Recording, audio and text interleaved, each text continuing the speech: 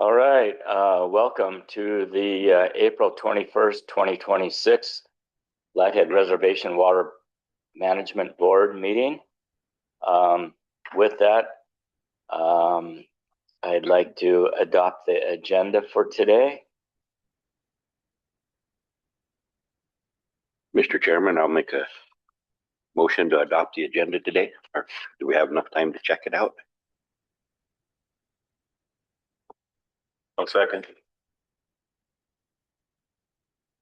Okay, it's been moved and seconded to adopt the agenda for today. I had one minor change.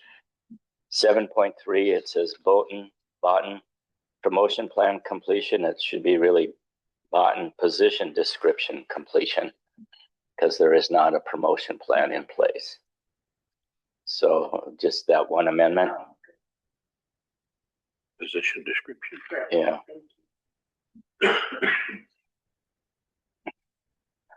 With that amendment or modification, any other discussion? Okay, it's moved and seconded to adopt the agenda as modified. All in favor, say aye. Aye. Aye. Thank you. All right. Opening prayer. George, would you like to lead us in opening prayer? Certainly. Dear Lord Jesus, Tupia, thank you for this day, for allowing us to be on this earth for another day, to be here with the board members and the staff. Help us to pay attention to what we have before us, to make careful, wise decisions. May we all return home safely in the evening. In Jesus' name, amen. Amen. Thank you, George. Una. With that, I remind everybody that the minutes to the board meetings and other information is available on the board's website of www.frwmb.gov. I use it upon occasion, and it's a handy reference. So, okay, Dustin, could you give us roll call attendance? Here. Vice Chair George McLeod. Here. Here. Chairman Roger Noble. Here. Chris Frizzle. Here. All right, we got a full board today. Frizzle. Priscilla. You. I was going to say, maybe I'm calling the wrong name. No, I was going to quietly direct. It's the school bus thing with the kids. Yeah. That's Frizzle. That's no worse than Pitt. With that, I guess we'll disclose any potential conflicts of interest with the agenda today. Ken? None. Ruth? None. Chris? No. George? None. None for myself either. So, all right. If you'd take a look at the board minutes from the previous meeting in March 31st, and after reviewing, any comments or concerns?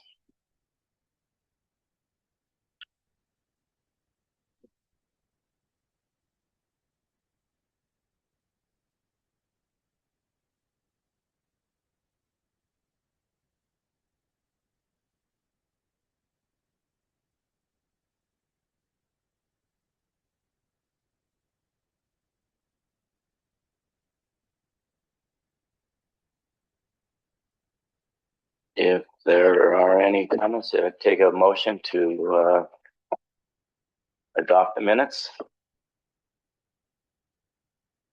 Okay, it's been moved and seconded to adopt the minutes of the March 31st, 2026 board meeting as provided.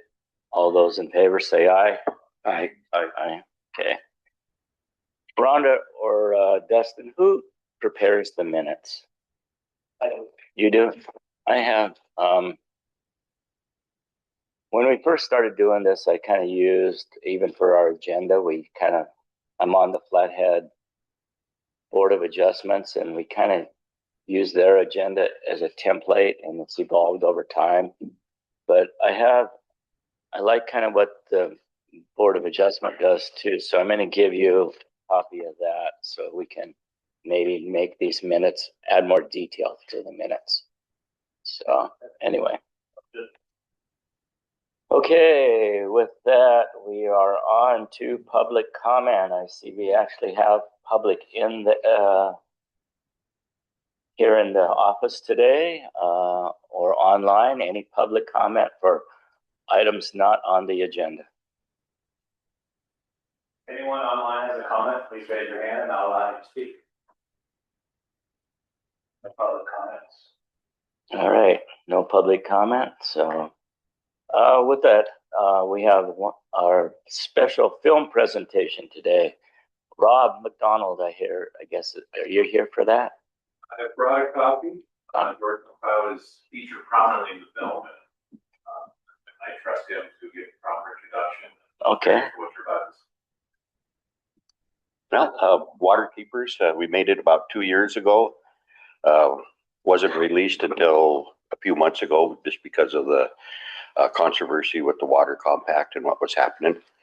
That's a really good detail of what a hydrographer does. And, I've had a lot of people work as hydrographers with me, including Tom McDonald at one time. And, we just did our work. We were workers and did our work and never got much recognition for the work that we did. So to me, it's a really good documentary of what we done. And Daniel Glicks did a great job of filming it. Rob, everybody else, John Carter, when he gets on there, that one always gets me a little bit. But I hope you like it.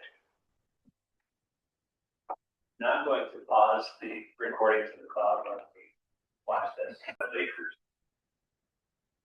Great. And 3 high schools.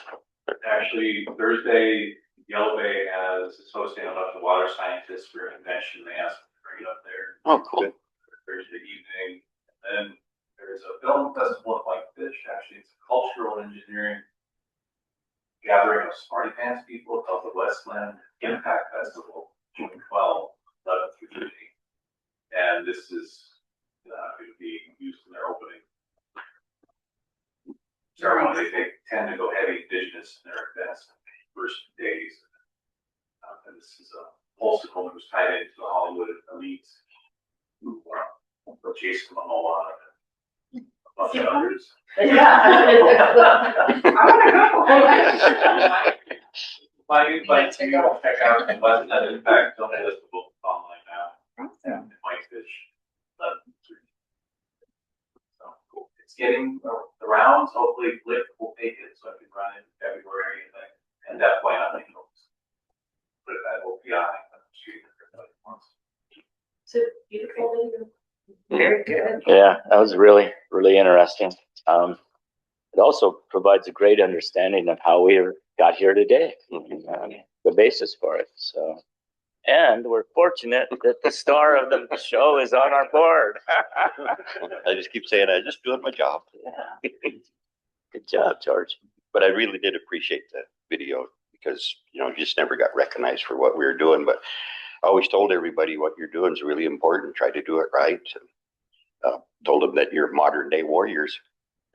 I said that in the deal on Channel 8 News. Yeah. There's so much, in addition to just the video. Mm-hmm. As you said, understanding, what we had to do in those very early years and how it transpired, what we're working on today. So I thank you immensely, you, Steve, Bill, countless hydrographers over the years. I've probably trained over 100 people how to stream gauge through the years. Great seeing those younger folks in there like Britt and Amanda. And I've worked with the people here to certify James Frakes for stream gauging. So I'm curious, after you let the water ditch riders know you were monitoring, did you start getting more vandalism on your? Well, they got smart about it. And they figured out how to hang the float. They take a piece of wire and hook it into the float tape and put it up to where it would be in-stream flow. And how we caught onto it is we found that wire there and we're, what's this for? And then we kind of, puts it right at the right number. And we turned it in and the head ditch rider, caught a little bit of heat, but they quit doing it. Wow. Yeah, they did get pretty wise, didn't they? Oh yeah, they're coming up with all kinds of stuff, or they blame it on a board missing in the head gate or something like that, which happens. Or they'll plug, you know. A lot of that stuff's really old, so moving boards had a little orifice down in the bottom there that would meet in-stream flow, and if something floated in and plugged it, then it would go below. And so then they were realizing, well, just float something down there and See, or beef up the control. You know, the control is what holds your gauge pool, and put some stuff on there like a board on the control that would cause a higher gauge height. Well, that wasn't our fault. And we had to document all this. We documented several thousand cases of in-stream flow violations through the years. wow. Well, that was impressive. So thank you. Yeah, Thank you. glad we got to show it. Thanks, Rob. All right, back to the agenda. The next item on the agenda is an update on the water court adjudication process, and Melissa is gonna grace us with her presence today. Well, thank you for the invitation. God,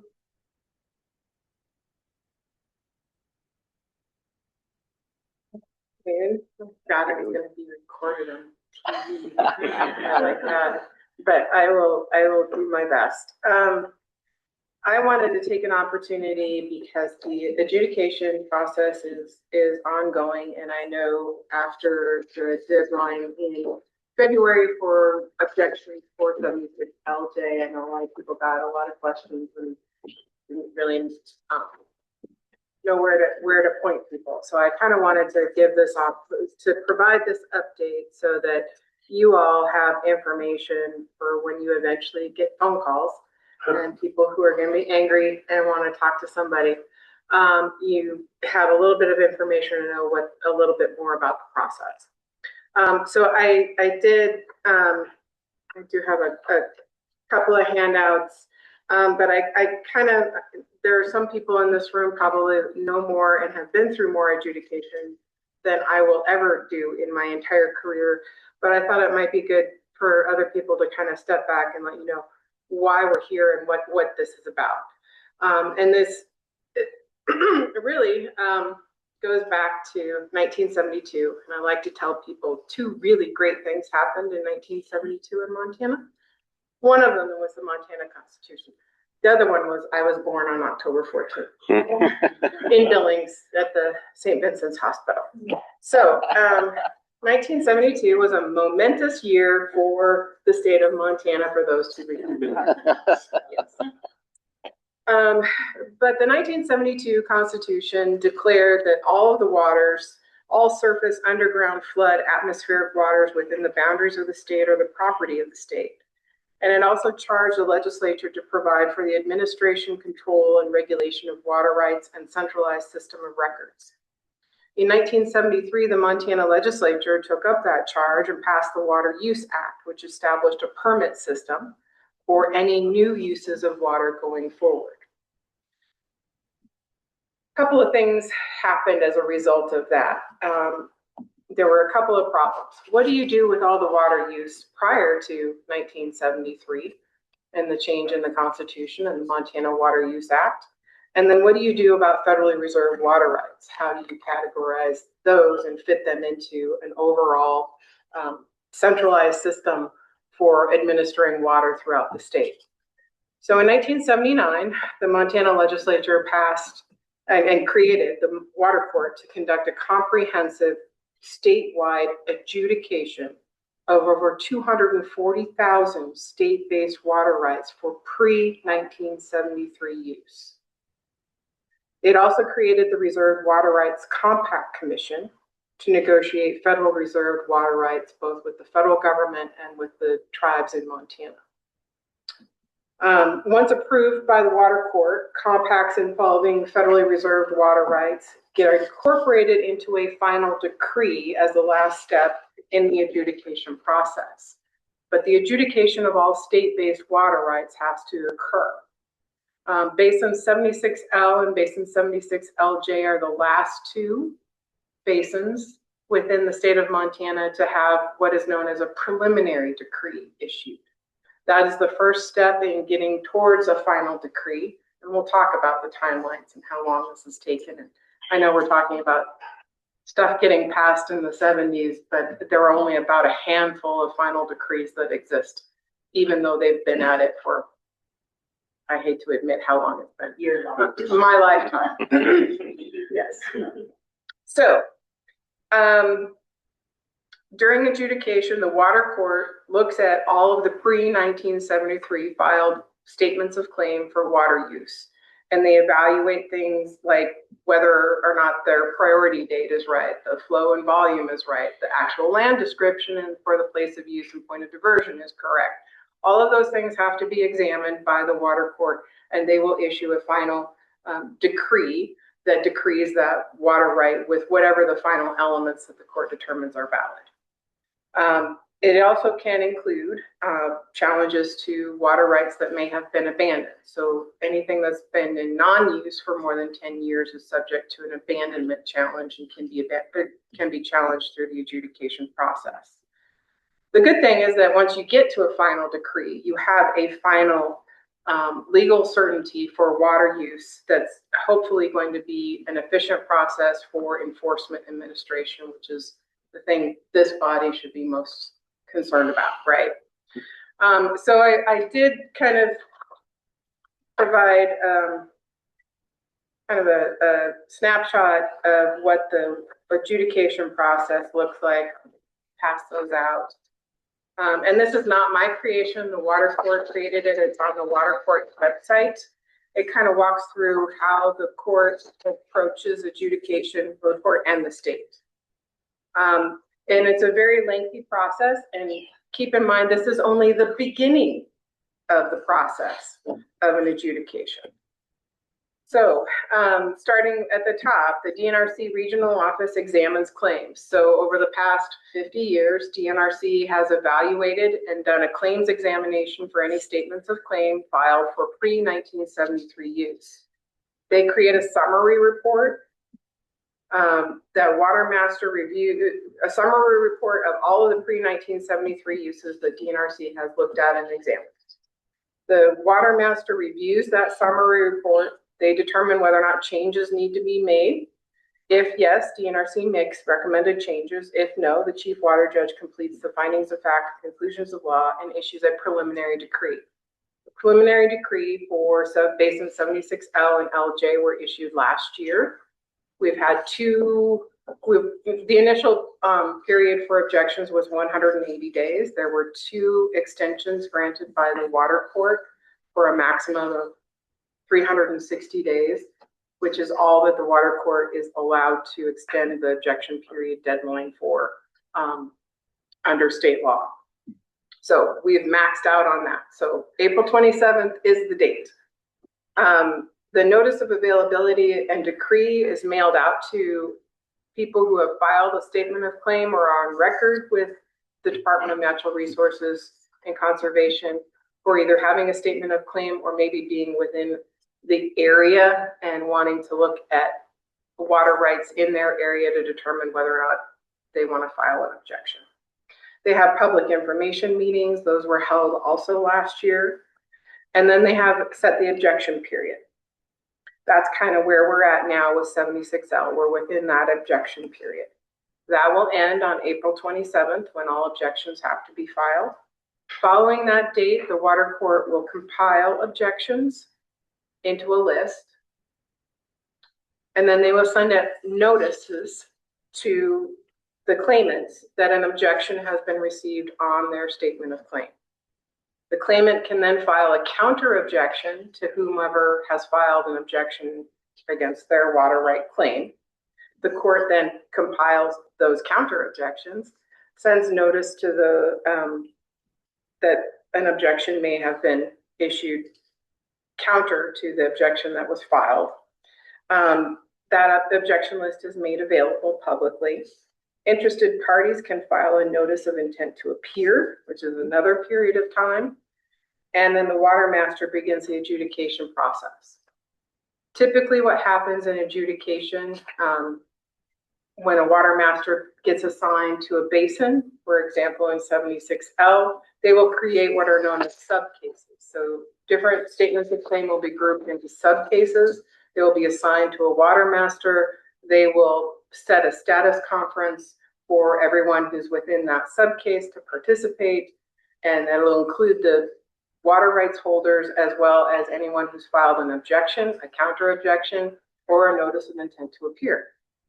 Based on that status conference, then the water master will typically set that matter for a hearing track or a settlement track. They always try to do a settlement track first, which is at least 90 days, and those get extended quite frequently because people get busy and things happen. So there will be a settlement opportunity for folks to kind of come together and talk about, well, how could we resolve the objections without going through the formal hearing track process? And then that will play out. Hopefully parties can do a settlement. If not, they will reset it for a hearing track. Once you're set for a hearing track, you're in a litigation position in which there will be a period of time for things like discovery, exchanging of information formally, questions, depositions, and then eventually an evidentiary hearing before a water court judge. And then on the basis of that hearing, the judge will issue a decision regarding whatever the specific, resolving all of the objections and any other issues that remain. So that in a nutshell is the adjudication process. You can imagine how cumbersome this is. I can tell you from a colleague who works in the Fort Peck area. Fort Peck was the first tribe in Montana to do a water compact in 1985 or 86, I can't remember. They are still adjudicating many of the basins that are involved there. Not quite as old as me, but still a long time ago. So it is a long, drawn-out process. It is not something that's going to be resolved very quickly. But I wanted to just take a minute to kind of talk about what the adjudication process is. On the back of this sheet that I gave you is a list of resources that if you get somebody that asks you, well, what do I do? Well, there's information on the water court website that includes this flow chart, as well as in their notices and information section. There'll be public notices, information. The water court's going to publish important deadlines.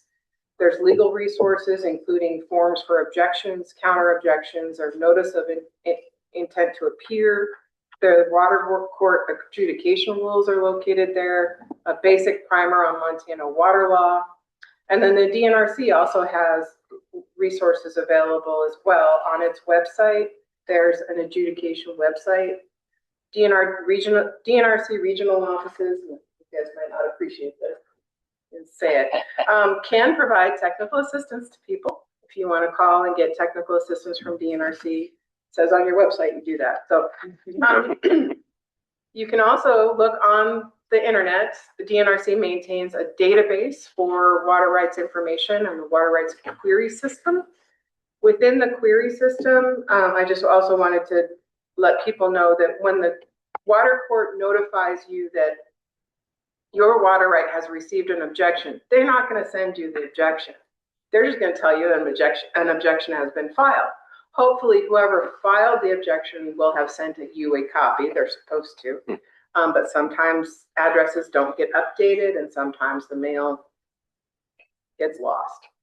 You can go to the Montana Water Rights Query System maintained by DNRC, and under the Scan Documents file, you can view the objection in its entirety.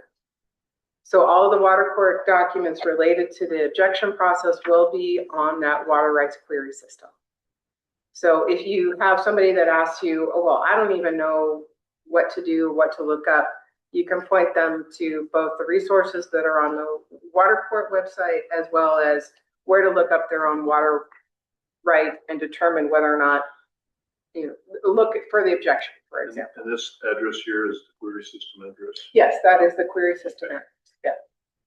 And you can just punch in a water right, and it's kind of hard to navigate, but once it comes up, there is a folder way off to the right called Scan Documents. And under Scan Documents are uploads from the water court, like the preliminary decree notice, there'll be the notice of an objection filed, and the actual objection itself will be uploaded into that scanned documents section.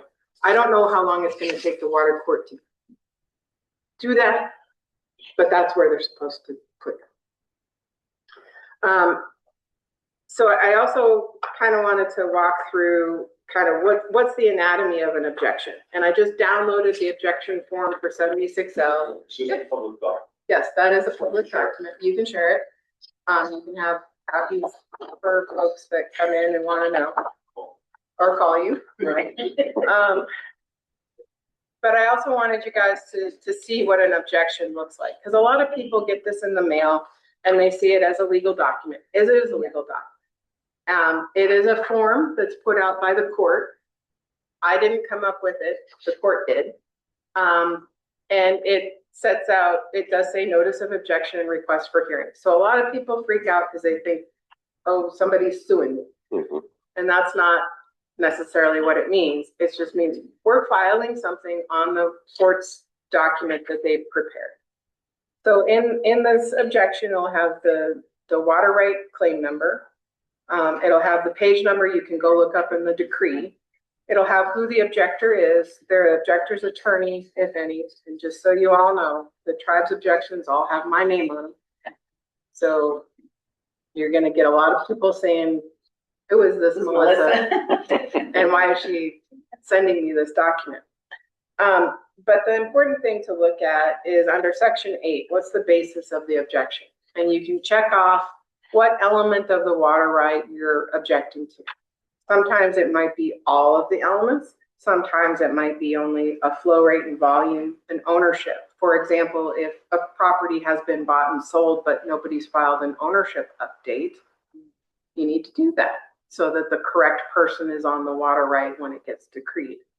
Sometimes the land description for where the place of diversion or the place of use is wrong. You know, people mix up the northeast, northwest, southeast, southwest, township range, all that stuff all the time. So sometimes the objection has to deal with, well, let's clean up the legal land description to make sure that we're talking about the correct place of use for that water and the point of diversion for that water. Priority date. That's another one. Sometimes there's information in the claim file that supports a priority date. Sometimes there's not. And you can't tell, I don't know, did they just pick this date out of their cloud somewhere? Or does it have some actual evidence to support a priority date? The purpose of the right, is it irrigation? Is it domestic lawn and garden? Is it domestic? Is it commercial? Is it, needs to be decreed with the proper type of right it is. What's the source of it? Is it actually direct from a river? Is it an underground spring? Is it an irrigation ditch?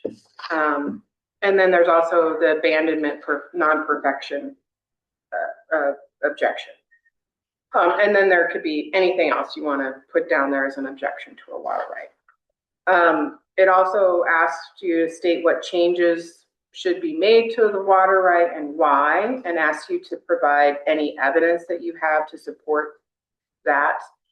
So sometimes objections will also have substantial amount of documents attached to it that are evidence as to why someone is making an objection.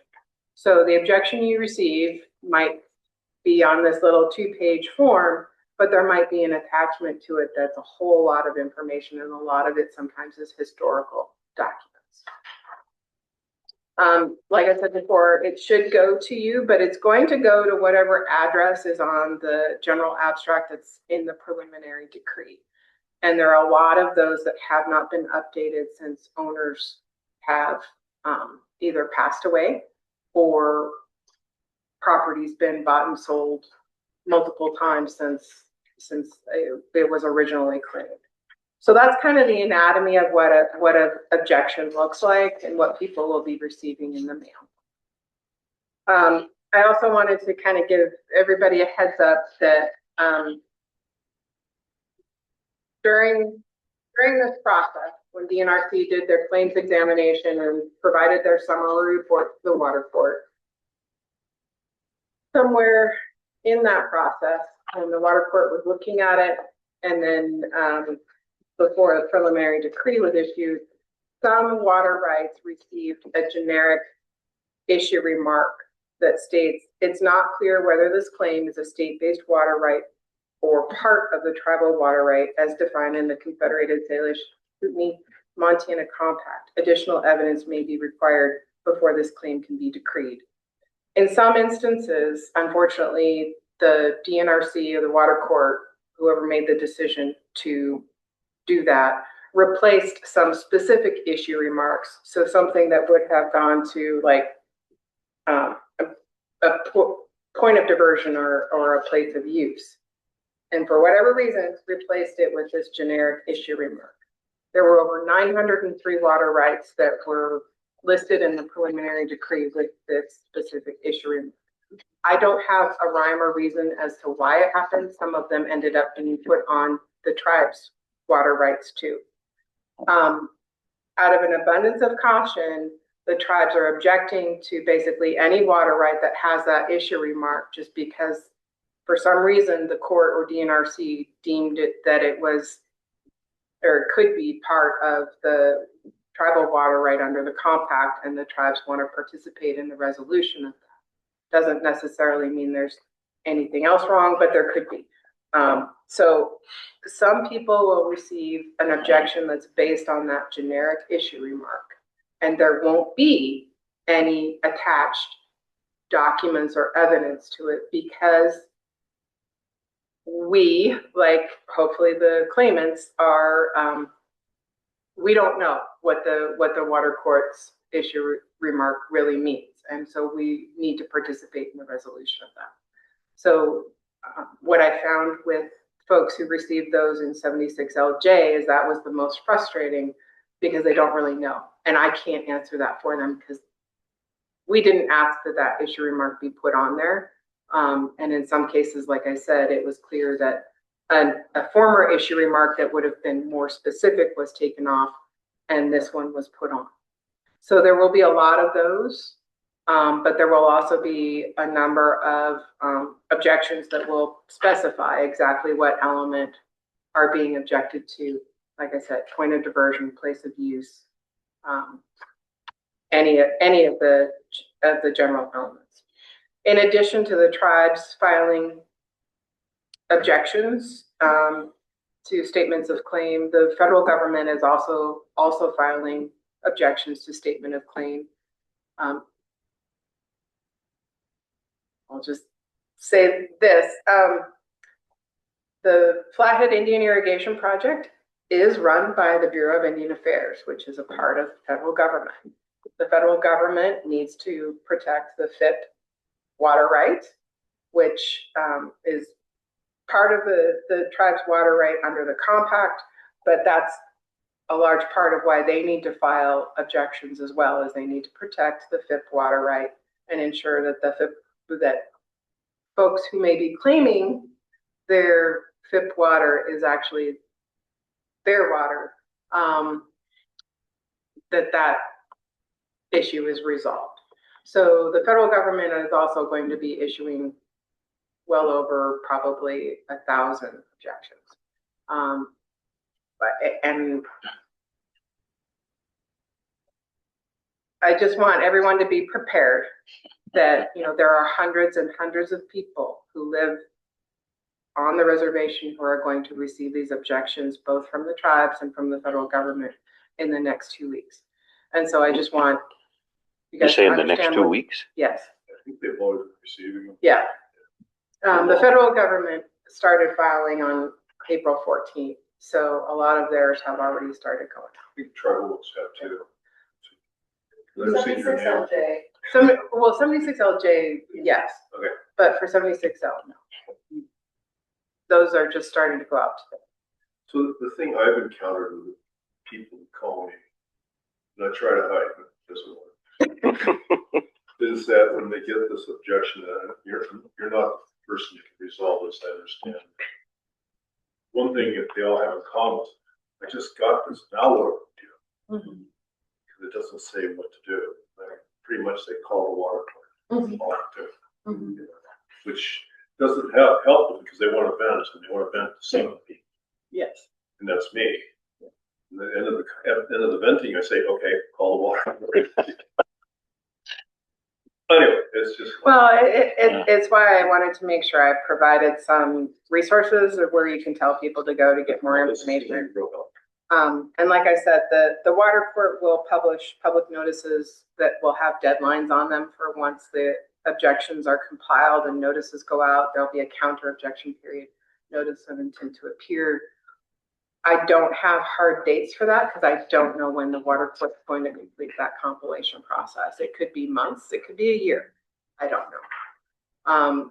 That's why I also wanted to give you the example from Fort Peck, right? Like they're still adjudicating some of the stuff up there, even though they've had a compact since the 1980s and have been in the adjudication process for much, much longer.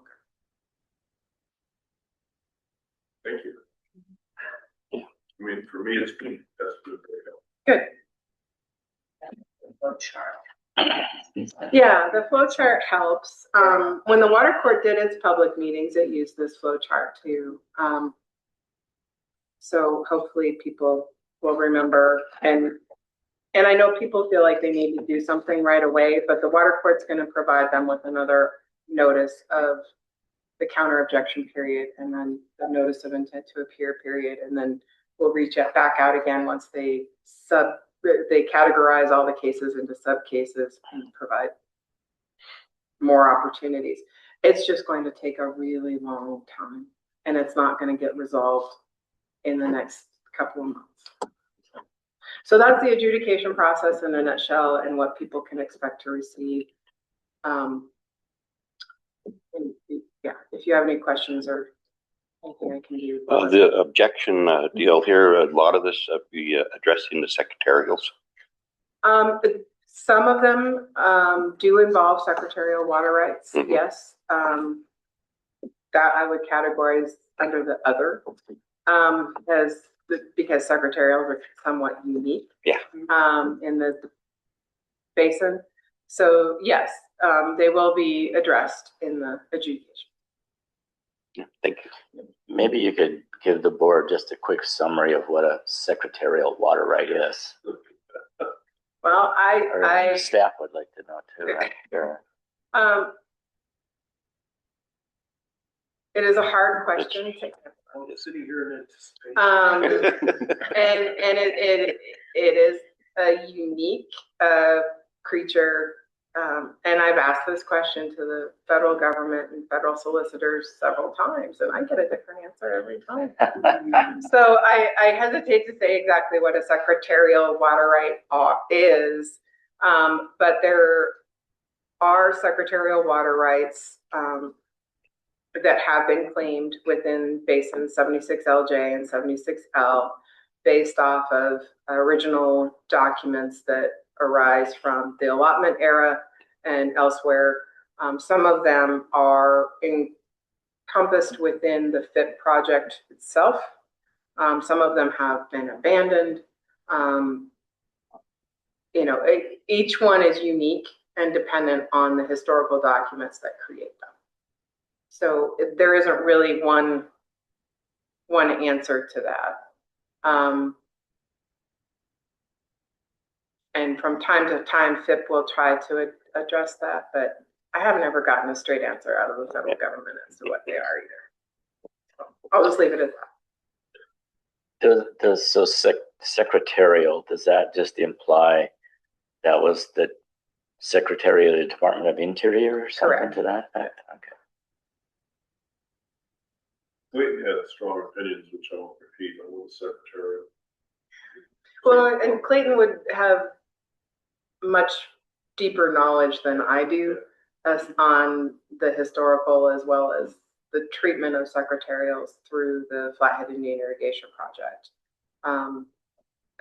The delivery of secretarial water through the project has a long history and is reflected in operations and maintenance fees that get paid. There are some secretarials that there's secretarial B, there's secretarial C. Some get assessed half rate, some get assessed no rate. Which is why they're all different, and it all depends on what their historical documents and historical use are. Yeah, we've run into problems with in-stream flows when we developed that. And then you have it like Finley Creek at the mouth in-stream flow, but there's like 2 or 3 secretarials that will take water from there and it'll go under in-stream flow. And then we would request the chairman to send a letter to the BIA superintendent that would get a hold of them people directly and let them know, well, you know, you're under in-stream flow, you could be liable for this situation. At least that's how I understood it. It gets tricky when secretarial water, former secretarial water ditches get replaced by FIP, Mhm. right? And then you have this weird delivery of secretarial water through FIP. And like I said, it may or may not be assessed the same O&M rate, but are still, they still need to deliver secretarial water, Yeah. and it affects in-stream Yeah. water. Yeah. So when SKC first hired me to teach water law back in 2013, first thing I did was invite somebody to come and talk about secretarial water. And this person said no. Wisely so. Oh, yes, yes. But the cases that challenging that. Yeah, it's just a unique thing that will have to be addressed. Well, we won't ask you what a Walton water right is then. Well, that's a complete, that's a completely different animal. Yeah. But yeah. All right. Any questions for Melissa?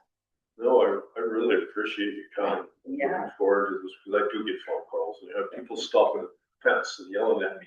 Oh, my goodness. You know, you know. Yeah. Need a little sign that says call the water court. Oh, water court. Yeah. Yeah, nothing to do with water levels either. Yeah. Right. Amen. Or the weather. That's good. Thank you. Yeah, thanks a lot. That was really good. Thank you. Yep. Okay, we'll push on to board business. 5.1, board compensation. If you look in your packet, you'll see a little spreadsheet that is salmon colored. And that's the board compensation one. So we need to look at that and approve or disapprove.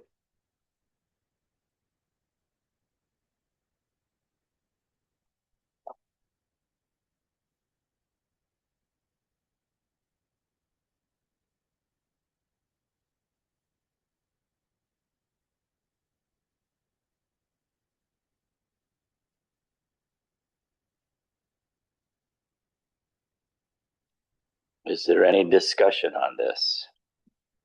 Me.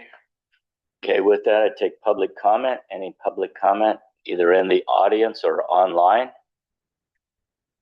Anyone online has a comment, please raise your hand and I'll allow you to speak. Seeing no public comment, I take a motion to approve the board compensation for March 2026. Chairman, I move to approve board compensation for March 2026. I'll second. Thank you. It's been moved and seconded to approve the board compensation for March 2026. All in favor, say aye. Aye. Aye. Opposed? None. All right, we'll move on to committee compensation. Any discussion on this? Please review and any comments?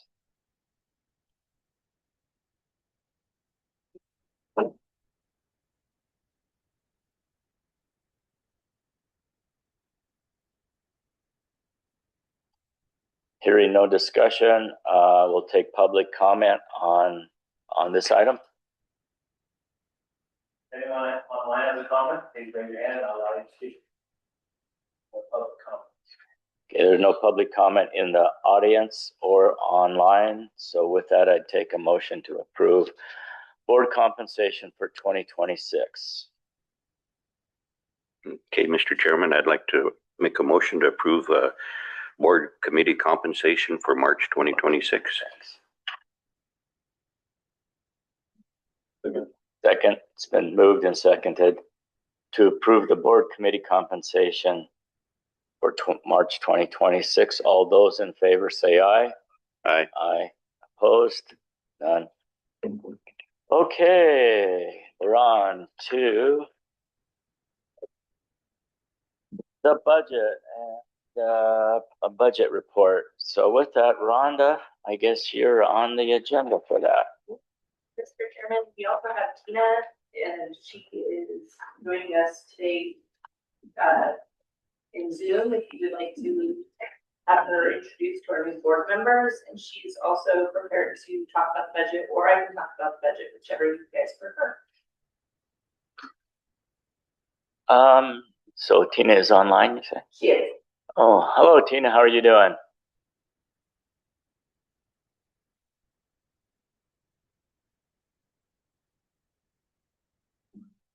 She's muted, it looks like. Hello? There she is. Hi, Tina. We can hear you now. How are you doing? I'm good. How are you guys? Good to see you. I'm So, glad yeah. I got to listen to the presentation. That was really nice. The video and all the history was very fascinating. Yeah. We do have a couple new board members we'll introduce you to. Ruth Swaney is a new tribal appointee. Hey, Ruth. And Chris Frassell is the 5th member of the board that was selected by the other 4 members. So, Hi, nice to meet you. and Ruth's background is finance. so we have another set of eyes. How scary. I just wanted to forewarn you. Yeah, oh, I know. Trust me, I know. All right, so maybe Rhonda, you can start to run us through this. Okay, and what you have in front of you is your first quarter report. And just to refresh everybody's memory, it's been a while since we've had one of these in front of us. We are running federal fiscal. So we're October, November, December, and so we're reporting during that period.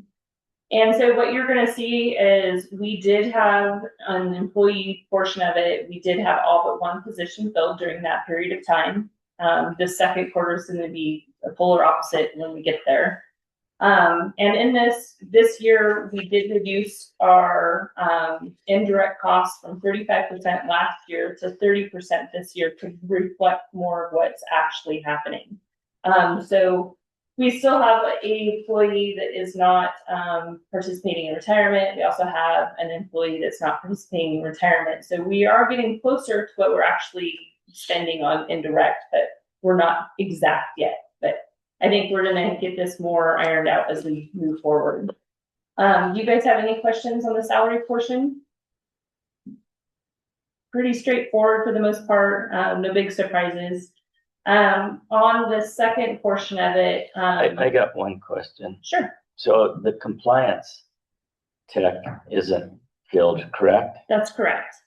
But then wouldn't the percent complete be 100% instead of 76%? Well, we have that as remaining. Okay. So Yeah, but we didn't even use any money, so why? correct. It's 100% of the money remaining. So we have that different from the way you're thinking about it. You're thinking about what's spent, and then we're actually what's left. Can I jump in there? That's what I'm trying to.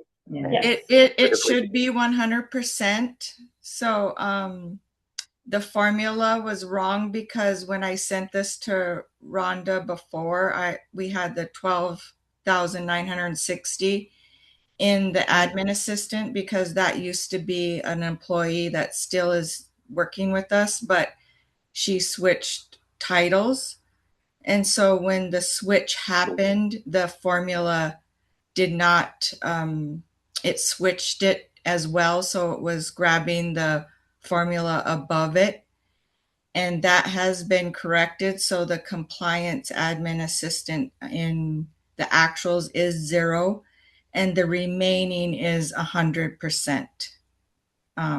But that was a What I thought it should error. be. Mhm.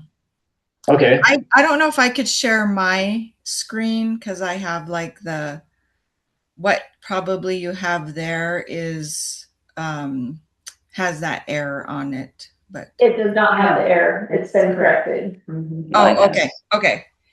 Never mind this. Yeah, it is showing as being the correct. I must have an At old version 100%.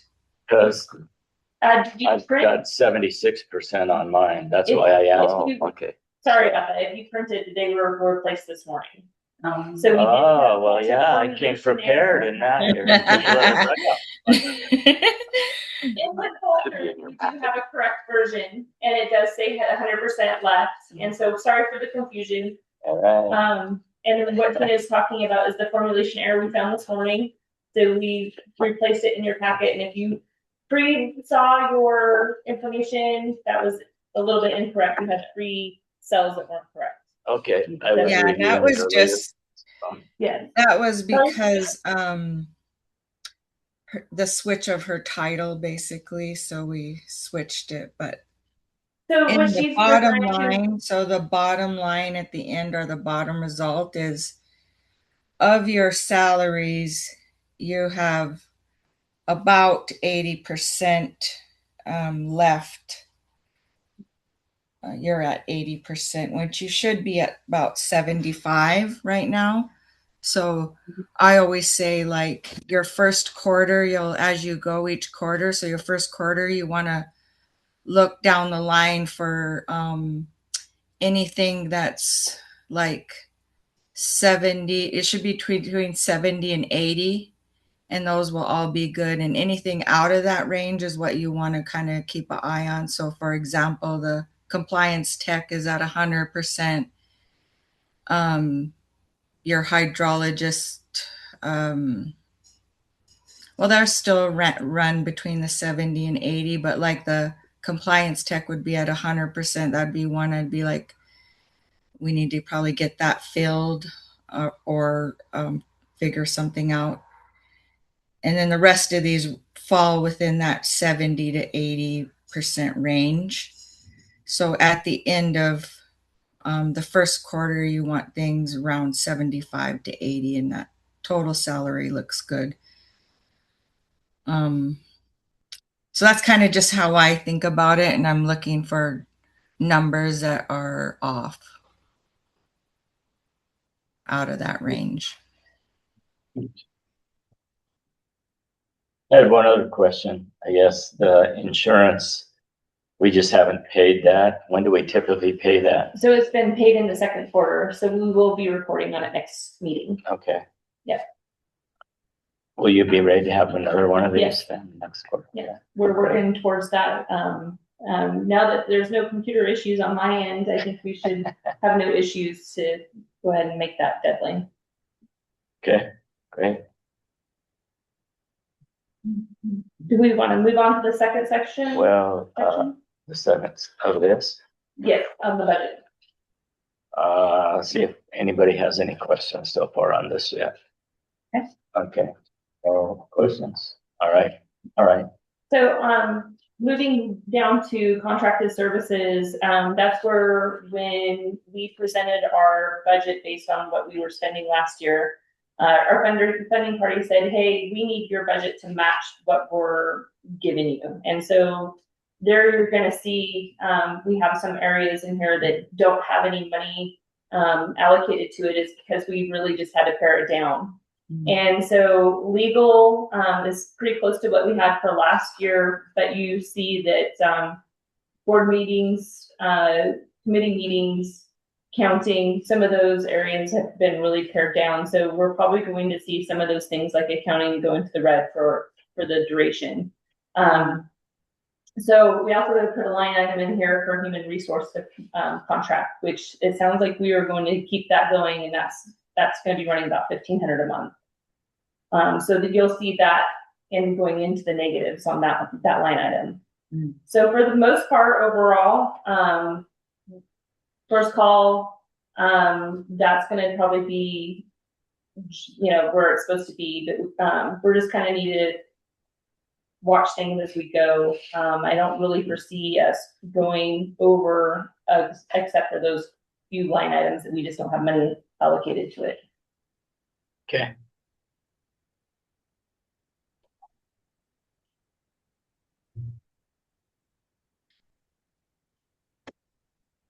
Any questions? So a little update, we have not got our funding yet. I've been checking several times a day. We did get an email from Kayla yesterday, kind of reaching out to see if we've got it. I did talk to Pat when he got here, and it's supposed to be any day. So we're waiting. Checks It's in the mail. Checks in the mail. So just maybe you can tell the board how that, so we put our budget together and we submit it to the funding entities, being the CSKT and the DNRC, because we're a line item budget in the DNRC. And so then Rhonda develops an invoice based on that, that budget and sends it out. And then we await that invoice to be paid. So neither entity has, well, okay, we'll charge them interest. Yeah, It's 30 days to pay. Yes. Right, we pulled to that, not to interrupt, but, I made a note to, check for that, and it's directed to whom, Rhonda, the invoice? the invoice is just super shiny. Okay. Yep. There was no name or attention of or anything on it? No, there was no attention of it. I believe, no, that's not correct. It was attention to Melissa. Okay. Yeah. I can forward you the correspondence. Would you? Thank you. All right, thank you. Yeah. Any other further questions on the budget report? All right, great. Thanks, Rhonda and Yeah, Tina. Thank you, Tina. It's good to see you again, Tina. Thanks, Tina. And she's muted. Oh, muted. It's all right. So can I pass it back? I don't want to hang up and then close it all down. Did you take back control? I will see if I can take away your panelist privileges. Okay. There you go. All right, perfect. All right, I guess very good. We're on to item number 7, water engineer updates. We do have some updates.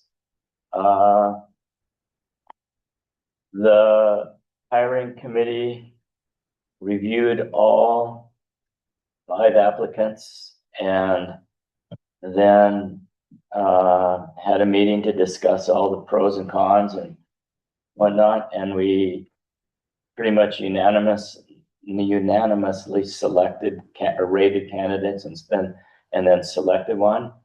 And based on that, we made an offer to Alana Evans, and she has accepted the offer. So Alana is, just a little background on her. She is currently employed with the Missoula County Health Department, and she heads up their environmental and department, I think junk vehicle and something else.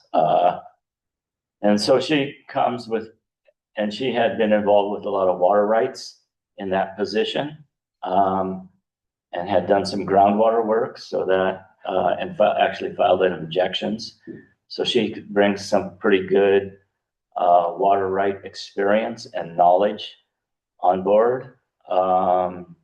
She also worked for the Montana Association of Conservation Districts and was the state coordinator. So she was responsible for all 52 conservation districts and interacting with those throughout the state of Montana prior to working for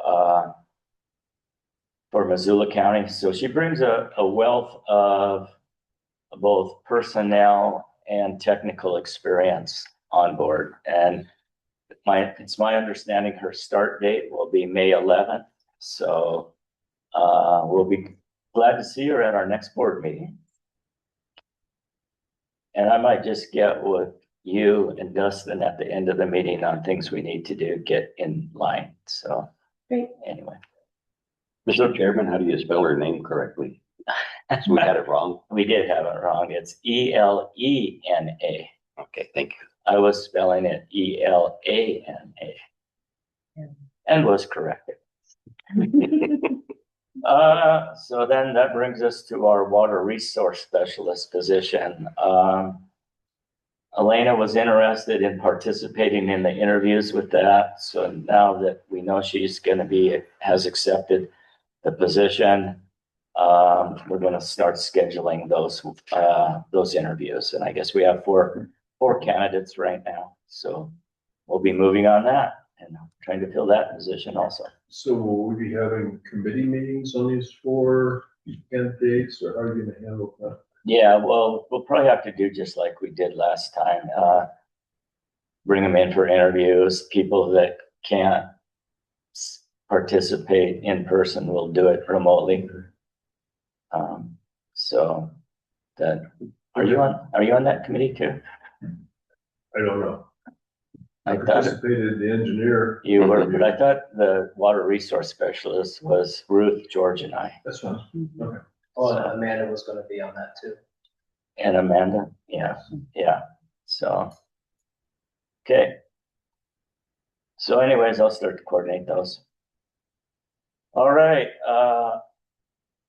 SKC intern Carson Wilder. I don't have an update. Who's gonna give the update on that? I don't know anything about that one. I know very little. Maybe Amanda or Christy, who are present in the building, can give you a brief update. Okay. I can go grab one of them. Sure, Dustin, why don't you go grab them and then we'll just drop down to 7.3 while we're waiting. So, Mr. Chairman, may I suggest a break while we're getting in? that's even better idea. Yeah. So yeah, we'll take a 10-minute break, and we'll resume at about 2:40. All right, thank you. We're back from our break. With that, we are on an update item 7.2, the update on our work study intern, and Amanda is going to give us a little update there and turn it over to you. So we have a new intern that has 40 hours with us till SKC spring quarter ends, which should be towards the end of May, beginning of June. She's a business admin intern and her name's Carson Wild, and I have not had the chance to meet her, but Christy has worked with her for a day and says that she's going to work out really well. She will qualify for the tribal workforce program if we want to keep her on after those 40 hours are up. So that would entail 6 months of her working for us, 29 hours during the school year and 40 hours during so like summer and breaks and stuff per week, free of charge. And then after that 6 months, we would match for another 6 months. So it's something to think about. I was supposed to get a proposal from Dustin at SKC, but I have not got one yet. So as soon as he turns that into me, I can give you guys an update with that. And she's a business admin. I can't remember if I said that. So she's going to do scanning, filing, spreadsheets, that sort of thing. Start June 1st. And she's already started. She'll be here tomorrow. Oh, okay. Yep. I don't understand the June 1st date. That will be her end date. We just have her for 40 hours. Okay. Yep, during the remainder of the school year. Okay. We get her for 40 hours. And so then she is a tribal member. And so she's eligible for the tribal workforce status. So we could get her for another 6 months free of charge. But if you happen to you or Georgia happen to run into Dustin, maybe you could remind him he needs to get us a proposal to do that. So it'd be 6 months free of charge and then an additional 6 months where we'd match her wage, which is $15 an hour. So we would match. So that'd be great. And then so Christy and and Amanda have been really busy with processing water rights and whatnot, and filing isn't a high value use of their time. So this intern was going to help with the day-to-day activities that they can assign and get taken care of. So that's kind of a win-win for us. And then we're looking at a second intern too that will be getting a hydrology degree. And so they would be kind of having more of a job duties of what we would consider a compliance tech. And so they don't qualify for the tribal workforce program. And so Dustin was trying to figure out some funding that might help support, because it's kind of late in the school year for a lot of available internship opportunities. We're down to the last quarter. So we are still waiting to hear if they have anything for someone that may be able to help us out with taking applications, answering phones. So this person would be great to bring on, but if you see Dustin, you could ask him about that too. Yeah, because Chris and I have a student that's top notch. And I think it's the same student. Sounds Dustin like just, it. I think it would not be, because you thought it was. They didn't know if it's Alex or Alexandria. This is Alex, isn't it? it was a male student. Oh, Dustin didn't want to give a name until he, Maybe it's the same student. yeah, Dustin didn't want to give a name till he put things down more the same solidified, person. but I think it's the same person. That's gonna burn it out. Yeah. Really good. And what I know about him, it matches the person that I think you're thinking of. So yeah, if there's a way he can assist us to make that happen, that'd be great, Yep. So, So we've been working on that. Thank you again. yes, thank you very much. Mhm. Yeah. So any other questions for Amanda? Well, we've taken her away from her work. One question, Nick. So who will this Pierce be reporting to Dustin then, the hydro intern? So the interns have always been under Christy and I, so Okay. I don't know, that's just what we've been operating under. She said it was a hydro student, but it would be more of a compliance tech. Okay, so it's still reporting to you. I'm not complaining, I'm just curious how it's gonna work. Okay. Yeah, and for the summer internships, during the school year, I often have something intermediary role, but in the summer, I'm not involved in the relationship. It's just Dustin and you guys. Christy and I have always just we oversaw Stephen too, Yeah. so we just were going with And, that. and that's fine. I think with Carson especially, that's great because that person lends you day-to-day help. If this other individual was able to come on and we kind of slide them more into a compliance tech role too, and if they have then I think that if they are in the compliance, then I think that person you can work with a new engineer to coordinate with her. So, because then she'll kind of manage too that personnel management stuff. So, All the work of the compliance tech kind of falls under what Christy and I do anyway, since we don't have one. We've taken on that responsibility of compliance tech, so. Okay. All right. Good to know. Any other questions, George? No. So will this relieve a little bit of the pressure on you two until we can actually get a water resource specialist? Both, yeah, we're overburdened and overwhelmed, so we don't have anyone to scan. We answer all the phone calls, taking all the walk-ins. It would alleviate some traffic to be able to help us out. So earlier we discussed the water resource specialist interviews, and so we'll be scheduling those, and you're part of that interview committee. Okay. So that'll be great. Okay. So we'll look forward to moving ahead with getting somebody on board. Yep, sounds So, good. all right. Thank you. Yep, thank you. Yeah. Okay, 7.3, bottom position description completion. Yes. No, I think summarized sufficiently. Rhonda has been working very diligently as our finance director for what, a year and a half or so now, and brought us to where we are today. She's completed her 2 QuickBook training programs that were part of her PD. And so it's time to compensate her for doing that. And so with the board approval, we would approve her salary increase. So any questions? Anybody want to comment? Have any discussion? I guess the one question I had, you touched on it earlier, was starting when? Oh, okay. So with that came in basically while I was kind of out of town. And we said possibly effective March 3rd. Yeah, and so when that came in, right?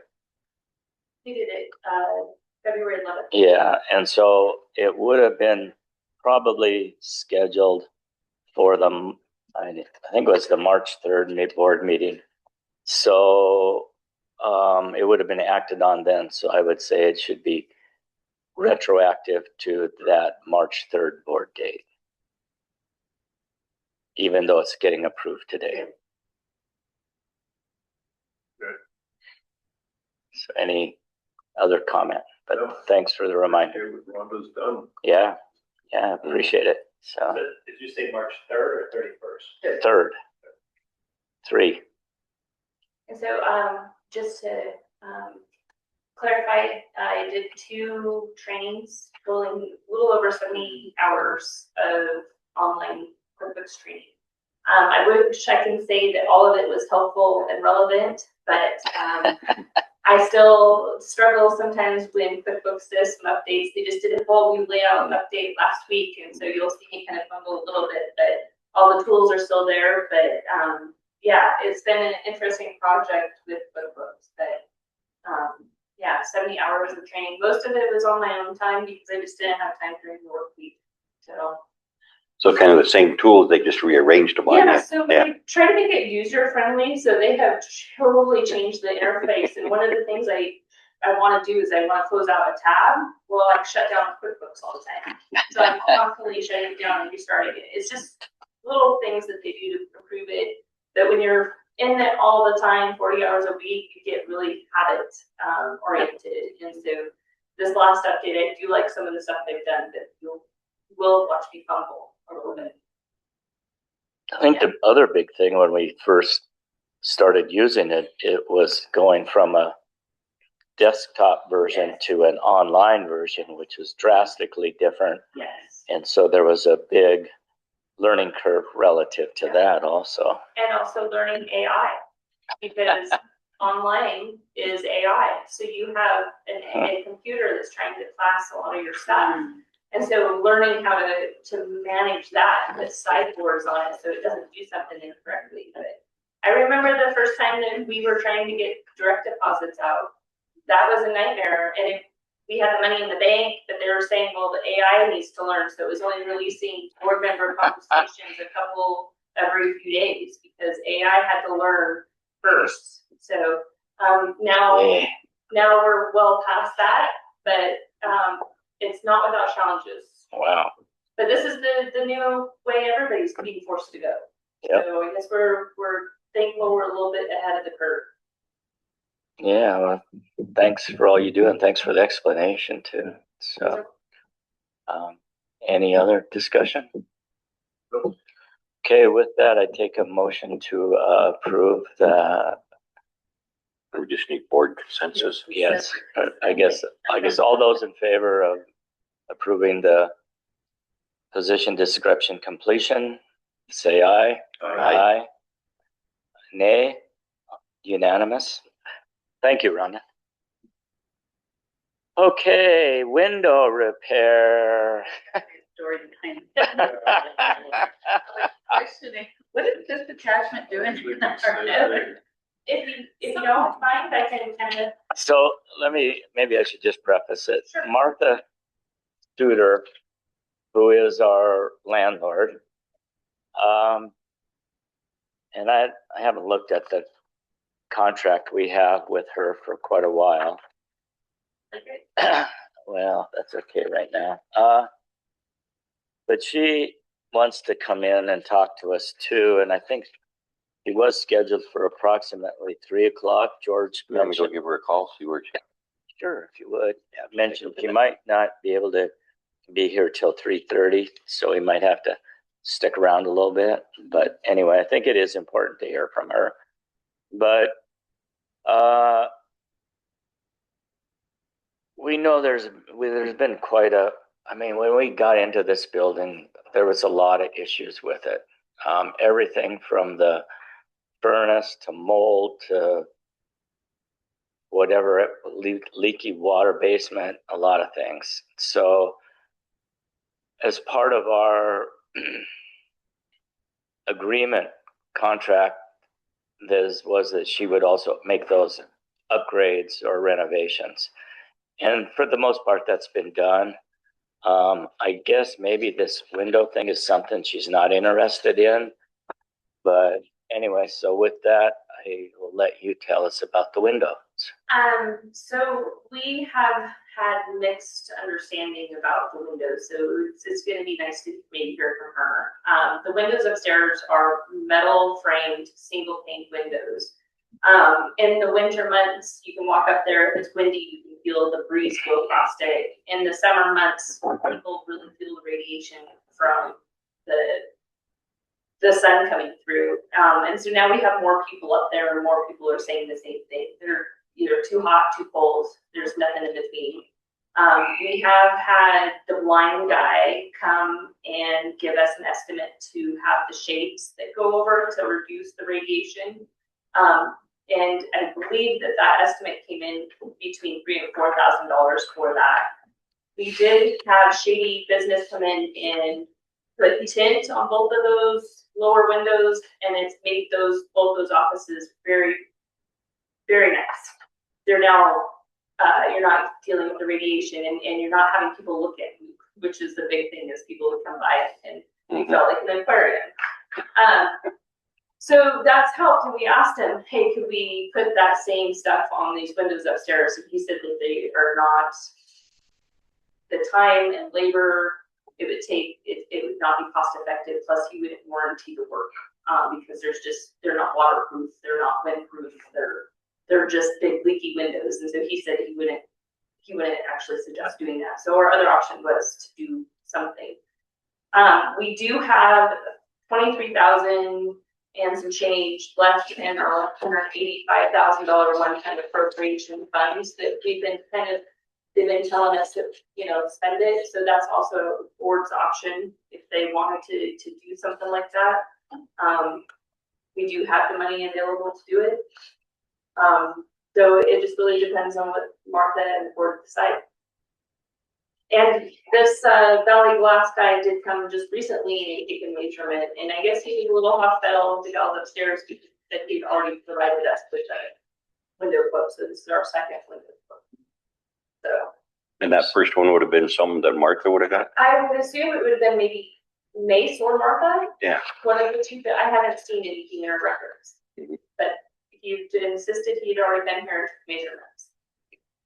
That was Valley Glass? That was Valley Glass. Okay. But Valley Glass has kind of got an monopoly, They do. and they know it. Yes. And is this something we should maybe go to Kalispell and Should I go Missoula? call real quick? Yeah, If if you would. we That'd be do great. it, we kind of have Ask the you. threshold. If the board's gonna pay, we will need to. No, do just- a little bit. Oh, just, yeah, sounds So, good, yeah, thank if you. it's Martha's, it's at her discretion what she wants, but as the board, by fiscal policy says, we will get to know I've had to deal with it once. So a little more background. I know that when we first rented this building or looked at it, Rob McDonald was the one that actually found it. And we came in and looked at it, and I went upstairs and I was like, those windows are a heat sink and a cold sink, and they're ancient, they were put in when the building was constructed. And so I known that from the day we moved in, that was a concern, but I don't know. Ethan never seemed to mention it too much, so we never pursued it much. So Rhonda, looks like you have one. Oh, this first one is from Valley Glass, and it's for 16,000. Yeah, so that's just Valley Glass. Pardon me? It's just all Valley Glass. What's this? Oh, the other one isn't from Anderson then? Yeah, it's the. Yes. And just to kind of put that out there, this winter we didn't have an extremely cold winter, but we did have a 700 a month propane bill at the coldest point of the season. So if we did probably see colder temps, we would probably see propane bills like we were seeing in the prior year. These open? I do not. I think they do have like a small. It kind of looks like. Yeah. Yeah, but I don't know for sure. Yeah. We jump out of it. So is there anybody else? I mean, you got one quote. Is there anybody else we can get a second quote? Yeah. As soon as we figure, if you guys provide me some direction, we can see who would be willing to come up and give us some quotes for sure. Well, and I guess Know how far to pursue this, to be honest, because I didn't know if the landlord would allow us to. Yeah, and we'll find that out. What's the second page on this? The High Mountain. That's something different. There is 3 windows up there. Oh, you gave me something else previously. I guess that's not relative. It was That is. High Mountain Heating and Air. Oh, that is the same subject with the rentor. High Mountain Heating and Air was a company that I had come in because we had problems programming the thermostat. Every staff member tried to program the thermostat. We took the book that was provided, we couldn't figure it out. So what we would have is the heat would turn on, and then we would get comfortable, and then 10 minutes later, the cooling would kick on because it was set at a certain threshold that the cooling would kick on at 72, and the heat would kick on at 70. And so we had this whole crazy situation happening. So we reached out to High Mountain Heating and Air. They came, they were able to program the thermostat. It is a programmable thermostat. They downloaded us the book, they brought it. I had them check, I told them, I'm like, we're dealing with dust, we're dealing with allergies, we're dealing with everybody having headaches. And he went downstairs, and what we had was a fiberglass filter, and it wasn't a HEPA filter. And our intake vent is right next to that door there. So we were sucking in all the air that was on ground level, and then we were putting it back through the registers. And so if we didn't have cleaning, or it was dusty on the street or whatever, we were just turning the air.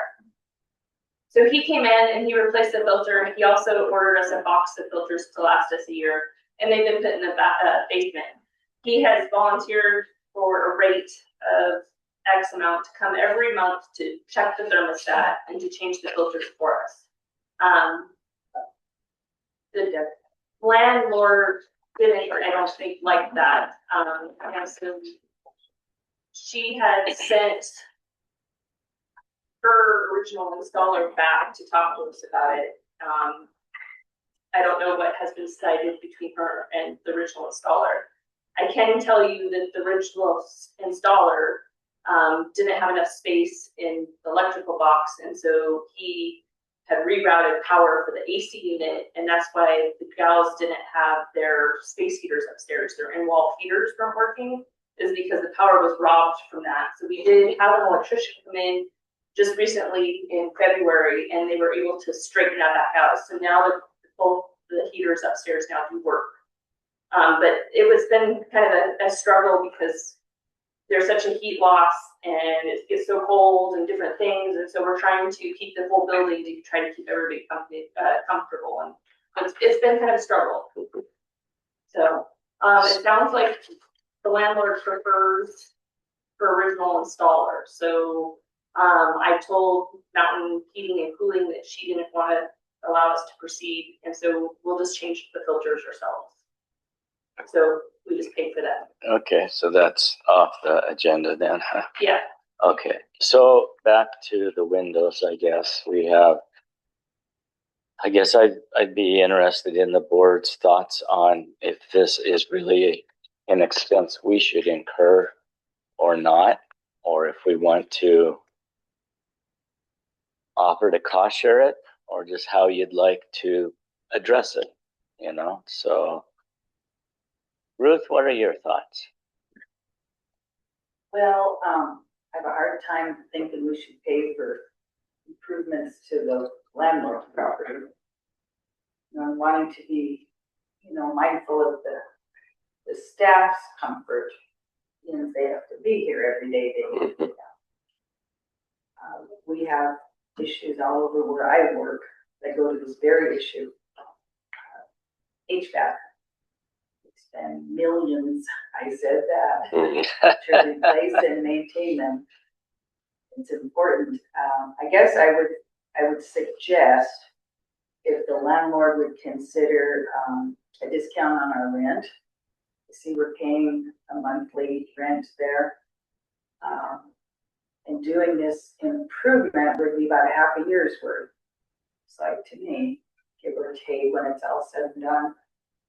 But that would be my thoughts.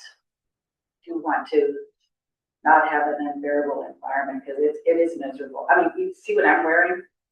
It's because a very aggressive air conditioning kicks on in our building when the temperature is over 68. Oh boy. You know, and so Wow. we wear coats and sweaters and Yeah. Chris, what are your thoughts? I don't know. I don't know what the terms are of the lease agreement. That's kind of. You want to grab it? I have it right here. Haley wants to, you want to provide on it?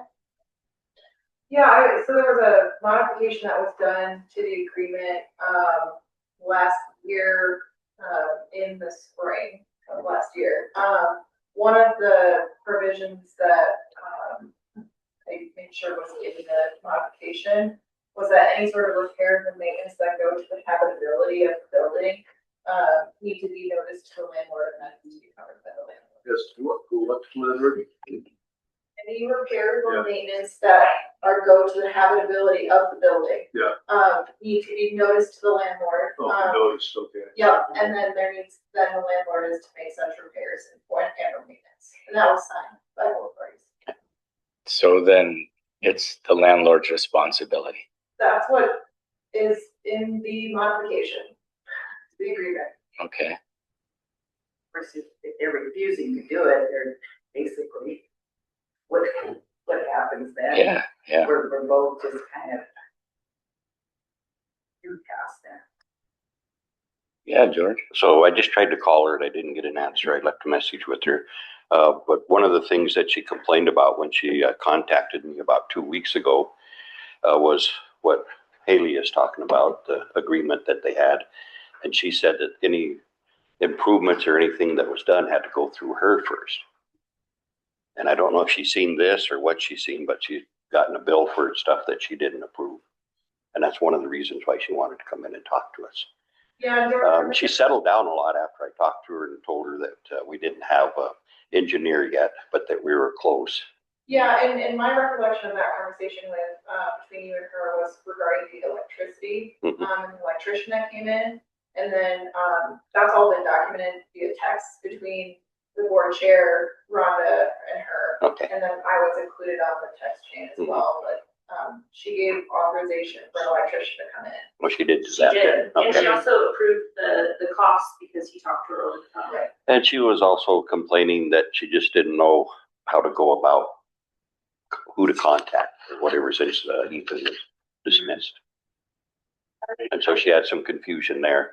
I sent her an email and you know, it opened that door for conversation, but she didn't respond to my email, and instead she sent the original HVAC installer over to talk to me. So I've tried to be the point of contact, you know, and I've ran everything by her, even simple contract stuff as filters, you know. And so the electrical work done, was that with her electrician?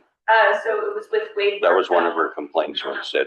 We had an urgent need to get an electrician in here because the insurance company complained about that panel right there. And while he was there, we were also bringing up the fact that the HVAC installer had killed power to the two heaters upstairs. So Mr. Bartel talked to her over the phone because I said, I'm not going to authorize anything. And so she did verbally Authorized via it. phone conversation, the repairs, and she agreed to pay them. She did hit me up. I did message her too, requesting an email address and so Wade could send her the bill. Yeah. But that was all prearranged. She was involved in all of it. You're saying she's out east somewhere where she lives? I had heard she was on the East Coast, but I do not know for sure. That was just what I'd heard. So what kind of triggered all this too, to start with, was she was renewing her insurance on the building through her insurance agent, and they sent in an inspector, and the inspector went through the building and found a couple deficiencies. One of them being that there was no panel on that, and she asked us, why did you take the panel off? We said, we haven't touched anything, you know, this is the way it's been since we moved in. And so then she calmed down after she heard that, and it's like, okay, these are things you need to address, not us, you know. So so there's a dialogue going on, and it's a lot of probably misunderstanding to some degree too, but this is an old building and it needs some things too, you know. So and we do, but Well, I think we could easily make it clear the windows issue is a habitability issue and start there, right? that's a good point. It is. Yeah. Sooner the better. And I don't know if it was said or not, but that we were missed a payment. We have not missed a payment, and it's already set up for the next step in rent increase that was supposed to be effective May 15th. So that's already going to be effective May 1st when we make our first payment. Yeah, and she didn't mention that Okay. when I talked to her. I must have misunderstood. But yeah, we're square. We've never missed a payment. So, And, Great. you know, I don't know where she's at right now. okay. Yeah, I wonder how long you want to go, and you know, if she does call back, then I can. Yeah. Any other thoughts on this window repair? Or I guess I kind of concur with everybody else's thoughts. This is a habitability issue. So if she's not willing to upgrade those windows, what are our alternatives? You know, I mean, Move, yeah, that's about it from what from the lease. We have 2 more years on this lease. yeah. But would Or sewer, right? Having conversations with both contact parties on what we can do with the building. oh yeah, So it's a very difficult question. it's yeah, we've gone down that street for a while. And the building next door is to be listed soon. They've been doing some work next door. It was listed last year, and so we did as a board and staff walked through the building. But I don't think that the question's yet to be answered whether the board can own a building. So moving forward on renting a building, And if I remember, you all like that. we like that building. Yes. What was in there before? We're not quite sure. Somebody said it probably had Daycare at one time, yeah. Yeah. Oh, that is, yes, it was a daycare. Mhm. Is that building though adequate for the number of staff we have? Not for everybody. That's what I thought. As standalone, but as an addition, it would be perfect. Everybody would have the space. We'd have a place to park the vehicle. We'd have kitchen for a staff, break room. We would have an outdoor seating area for staff, area to have lunch, and then tons of windows. That was like our big thing is, oh, look at the windows. So it wouldn't be as, we couldn't fit everybody as it is unless it was a temporary situation. But as in a 5-year thing, that probably wouldn't work for everybody. Will it have the same problems that we have here? No, It's been upgraded. it is. Yeah, it's been upgraded. All the wiring is set up for cubicles in the front main room, and so there is an outlet every 10 feet on the outside wall all the way through the main room. It does have one room that is designated as a bedroom right now, which would probably work great as a private office. And then it has a laundry facility. So I know that when we were talking about the new building, that we would have like a shower, washer and dryer, place for the staff vehicle to park. It would meet those things that are on the wish list. But as a standalone, it's half the size of this building. Yeah. Most of this building is just room we're in right now. Yes. For sure. Mr. Chairman, Yes, sir. what about revisiting the ideal of the old Polson Bank? Is that still an option, or is that out of It's not out of mind. Well, okay, so for Chris and Ruth, that old Glacier Bank building in Polson that's right next to the Mexican restaurant on the river, right before, if you're going north, it's right before you cross the bridge. Yeah. I spoke with the owner of that about a year ago, and they were willing to, and to me, it was a very suitable building. It had independent offices. They were willing to make some renovations to accommodate us better. The basement is pretty much storage.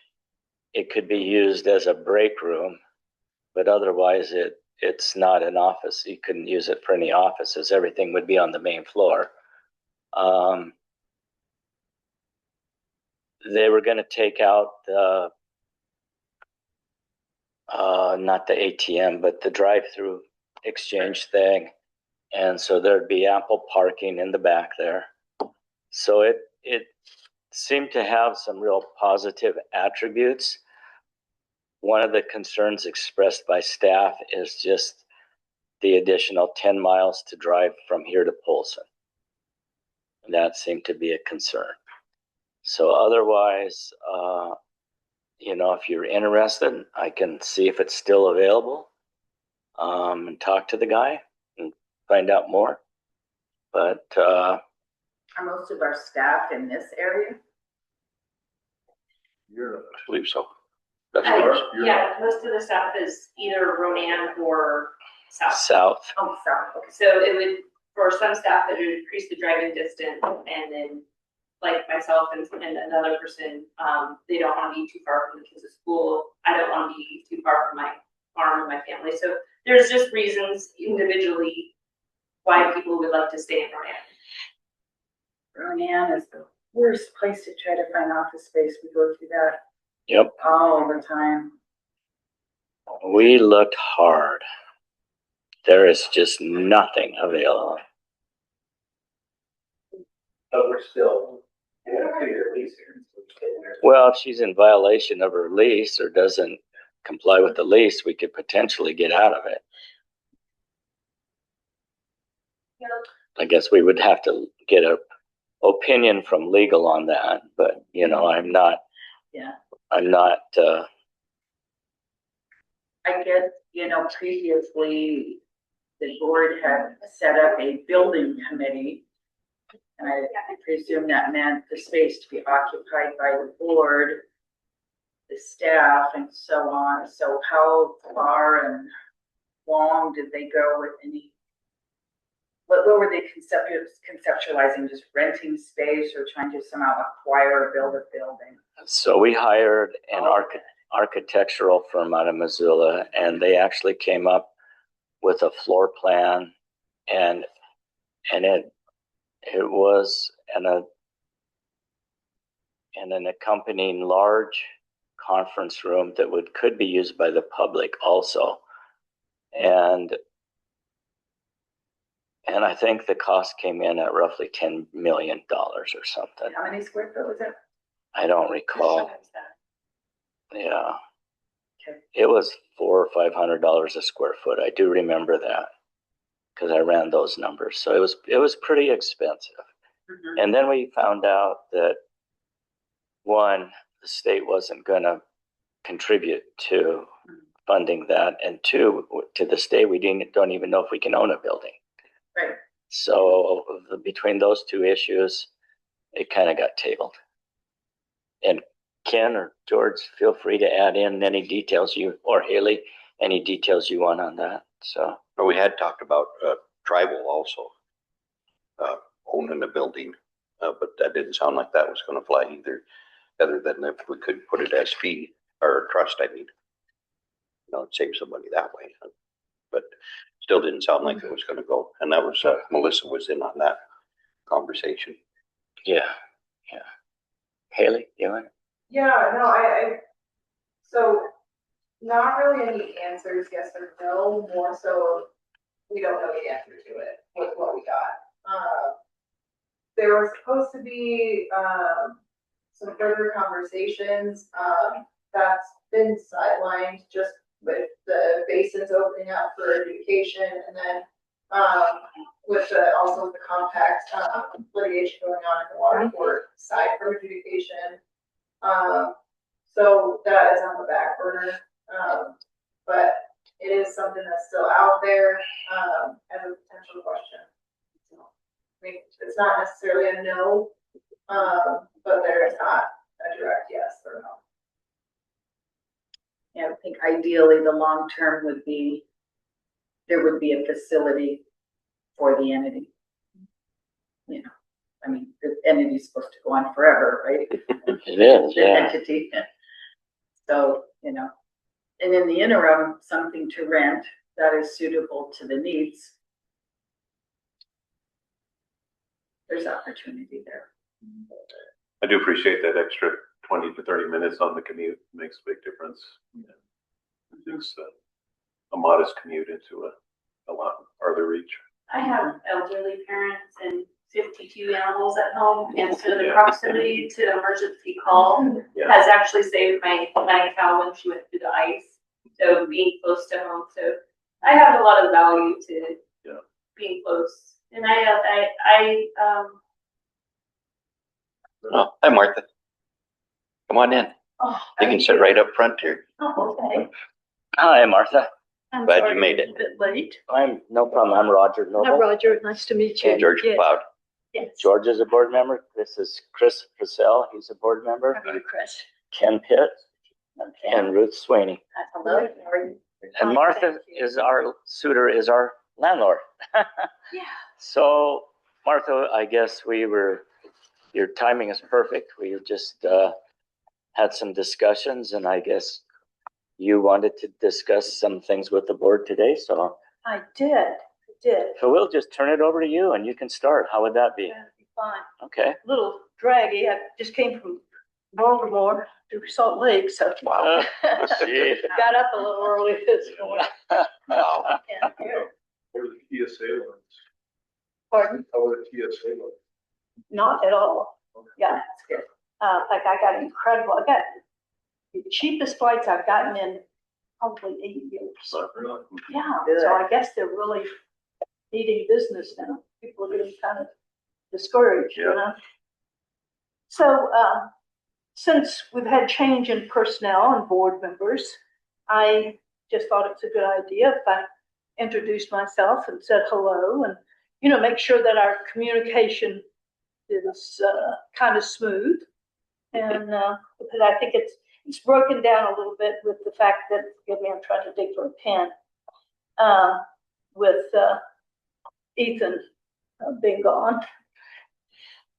Yeah, he was your point of contact, and He was, yes, And and it worked out fine. And just so you know, we have a new person coming on May 11th, Wonderful. and so that person. Yeah, I know that's a tough position to fill. Yes, yes. So anyway, hopefully we can interact with you during that interim period here, and then her name's Elena Evans, and she will be taken over. I've read that name in a bit.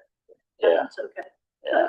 Good. So, Yeah, well, first of all, let's see, I've been talking with Rhonda. yeah, Rhonda's down Hi, there. Rhonda. Hi, Thank you. how are you? Nice to meet you. Get face with a Yes, name, it's right? funny. And I know she's been struggling a little bit with a couple of things that she's kind of shared with me, and I've been a little confused about it. And I just want to make sure that, you know, this is it's kind of a big investment for me, and I want to make sure that things go smooth, and I take care of the building, and you all take care of the building. You know, that way everything will go well. Kind of the history for, I don't know, if any of you been on the board for very long? Yeah, Ken and I and Okay. George came on So about a you- year ago. Right, with the history. The fact that a few years ago, there seemed to be a problem with some potential mold. So I did step in, I spent $55,000 and corrected the problem because I didn't want any issues for anybody working here. That was 3 years ago, I think. 3.5, something like that. And then we had some furnace issues that we kept having to have some repairs. And I know that with climate change, you know, things are getting a lot warmer. So I wanted you all to be comfortable, and I know that you all would definitely needed some air conditioning in here, so I did that. So that was about $25,000. So I do have a pretty good investment. I haven't even recouped yet, obviously, but I do want to stay on top of the building. So I guess my concerns have been, I know that some of the minor problems was with this brand new furnace, for whatever reason, the thermostat has been changed twice. Couldn't seem to get that right. I don't know what the deal was, but I know this, I did know this building quite well. My daughter and I renovated this building about 15 years ago. Spent 9 months on the whole entire building, painting, and redid all the floors. We upgraded the electrical with the track lighting because we had an art gallery, fine arts gallery here for about 3 years. So anyway, I talked with Ethan back in November, I believe it was, and he asked if it would be all right if he put a new thermostat again in, the third one. Sure, why? But I think his deal was he wanted to control it from home. So it's whether that happened or not, I do not know. But I think you all were still having issues, weren't you? So we were having issues until just recently. Nobody knew how to program this thermostat. So we did have Mission Mountain Heating come. They recognized the fact that the manual that was left here was not the right manual. They were able to confirm that it is programmable, and they were able to program it for us. So was this a brand new one that Ethan put in? No, this has been the one that has been installed since. So he never did actually do it? No. Oh, okay. Okay, well, that's a question. And it is now programmable. We do now have the manual hanging. Whether we are qualified to operate it, I have no idea yet, but. Well, I hope you can work through that one. One issue is the fact that anything having to do with something mechanical that potentially is electrical, furnace, water, whatever, really needs to come to me before you start calling someone in who's never worked on the building before. We'll work out a list. I'll give you a list of who should be called. And of course, if it's an emergency, I'm available 24/7 actually, but at least to make contact and get these problems solved. But if for some weird reason you can't, then, and you can't find one that I suggest that you know knows the building, please do what you need to do. The same with the furnace itself. The furnace was installed by he calls himself Jigs. I think you all may know. He's up the street here. He's been in business a long, long time with furnaces. He knows his furnace.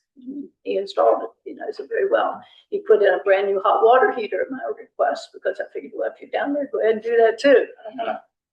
Another call with a leaky hot water tank.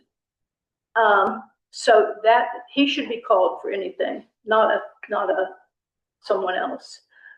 Again, with electricians, I do like Bartel, by the way. So I had what were their names? Two brothers who were electricians for years, Morelli's. Yeah, they did all the work, but I don't think that they're, one of us deceased. Pardon? He's retired, really. Yeah. He's got a young man that's taking over his business. Oh, really? Really good. Yeah. Oh, okay. I can get you his name. Well, it's always good to have a second one, because you know how tough it is for, you know, especially in the wintertime, to get hold of anyone. But of course, that would be furnace if you had that problem. Anyway, I'd like to have continuity is what I'm trying to say. So that's basically where we're going. I see that you're putting in petitions here. One of the things, according to the lease, I want to be sure that there aren't any nails or anything going in these hardwood floors. These old floors, none of us could afford to replace these floors, and they were in excellent condition. So I want to be careful that, you know, we're not doing anything with petitions. Another thing that worries me a little bit is, and hopefully you all can, are these heaters, or what are these over here? These verticals, are those fans? I don't know. I think they're called air conditioner units. So why in the world, with, I put $25,000 in heat and air, why would we have personal air conditioners? They're no longer in use, Pardon? but they were prior to the air conditioning. They're Oh. floating around the building. So are they still being used? No. Oh, There's okay. nobody, this is kind of a storage, there's nobody in these cubicles. I got it. Okay. That makes me feel better. Because you all have lived here a long time. This is an older building. Even though I did a lot of upgrade, I put almost $100,000 in this back in 18 years ago, and with electrical, etc. But there are limits to these buildings as to what they could do. And we got to make sure before we start plugging in tons of new workspaces, we got to know that we're not jeopardizing the capacity of the electrical system and causing a fire, which would be tragic for everybody. So those are kind of, that's about it. In summary, I just want to make sure we're all on the same page here, and so things will go smooth. And are you having a problem with filters or something? So the furnace filters hadn't been changed, and we were having a big deal with dust and headaches, and so we had. Well, you know, that's a maintenance thing, and that's a responsibility of which you guys. We had Mission Mountain come in, they programmed the thermostat for us, they brought us the manual, and then they realized that we didn't have any air purification, we just had a fiberglass filter, which is designed just to catch big particles, and so they brought us HEPA filters, so we paid for that. Well, we need to have Jigs taking care of this furnace, and I assume that Ethan must have done that, because he was responsible for changing these filters. So what was installed was a filter that wasn't for air purification, and nobody in the building can remember the last time that Jigs had been here. And so he doesn't come to change filters. Okay. That's not his responsibility. I don't pay to have, nobody comes to my house and changes my filter, I change it, you know? You just go down there and slip one out and slip the other one in. And if we'll ask Jigs what the proper one is for this furnace, because I know that's important to you, and it should be. So we just need to communicate if we could. And if you have, before you call someone that has never worked on this building before or doesn't know anything about it, ask me, please.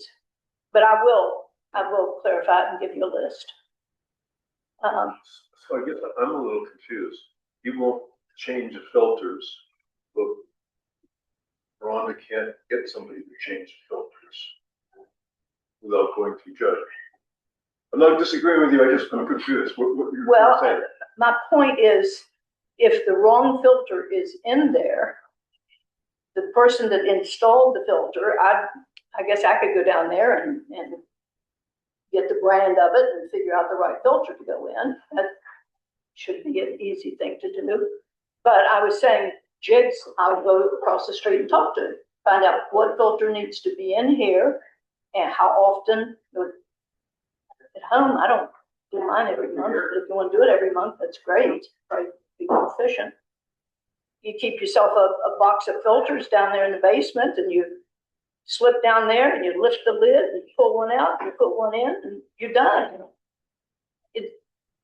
We don't have to pay $88 a month to have a furnace person come in to change those filters. Are we agreeable with that? Yeah, so what you're saying is we wouldn't have to call jigs to replace the No, filters, but I was saying, get a hold of him to make see what, reference to him as a resource for for the right for the filter. right filter. The for HEPA that filter that you particular need. And furnace. the expectation that the staff here would do their own filter change. Yes, So, that's part of the lease and part of the okay, maintenance. I just, Yeah, you sweep the floors and you clean your windows and you get rid of your snow out front and you change your filters. So, and if there's an issue with the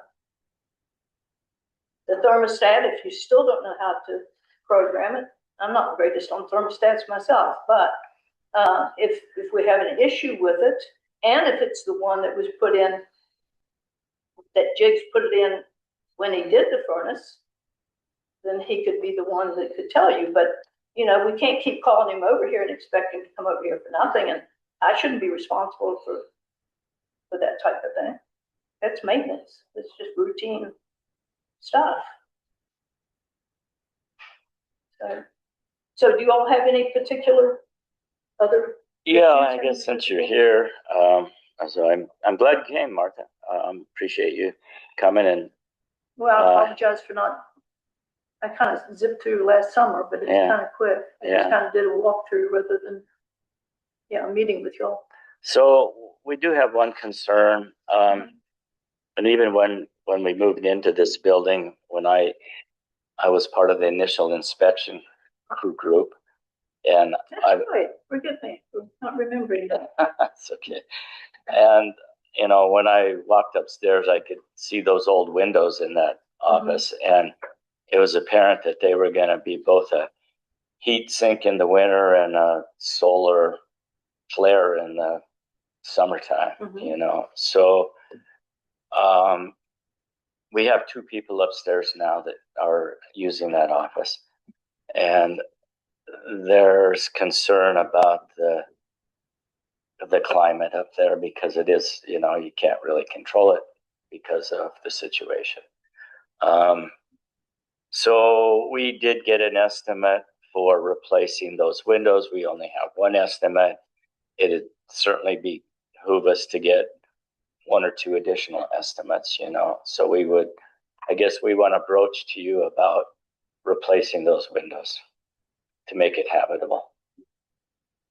Well, I have two issues with that. Number one, are you proposing you all will pay for that? No. It would be impossible for me to pay for it. I've already, as I said, I put so much into it.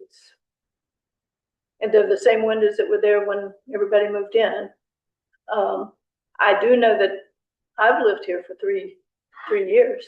I had leased my house out. I was trying to fight capital gains. So I moved down here for a short period of time. Anyway,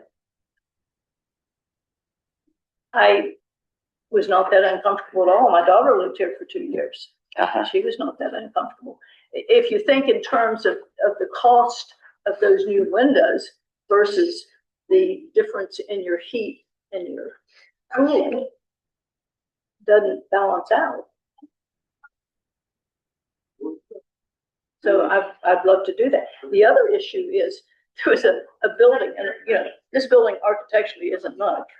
I mean, it's pretty plain, but it's still it's a building we want to maintain here, but we'd like to maintain the integrity too. And about the only thing about them are those windows up there.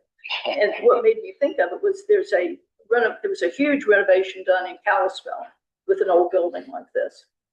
And someone had pulled windows out and put new windows in. I don't know what they were. And then the person coming in and renovating it pulled them out, found the old ones, and put those back in again. I thought that was kind of interesting. Yeah. You know, maintaining the integrity of the building. Other solutions for that would be a blind of some sort, simple solution, which isn't going to cost that much, and it blocks heat and it blocks the cold. But it's surprising to me that the heat, the new furnace and the air conditioner isn't doing the job. Is it not bringing the heat up to where it should be up there? I don't, I would have to default to staff and have them speak to that because I'm never here. In addition, there's a humongous fan up there. You flip it on first thing in the morning, pull that cool air through it, cools that place for the whole day. It's in the ceiling there. You just flip the switch. That's the reason I put it in there. Okay. No, So- I mean, with thermostat being located in this room, it equals this room to a certain temperature. And therefore, the rest of the building, doesn't work up there. we have leaky windows. Yeah. You end up losing heat or losing cold. I could see how that might well be.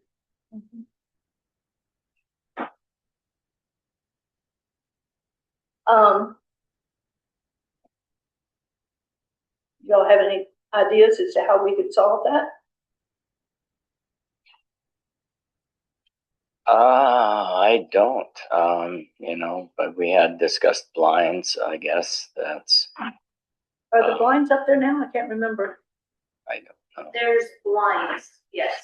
I think that, Didn't Ethan put those in? yeah, the blind guy did. It will cut the sun rays, but it doesn't really do much for the heating or the cooling. What does it maintain it at? Do you know?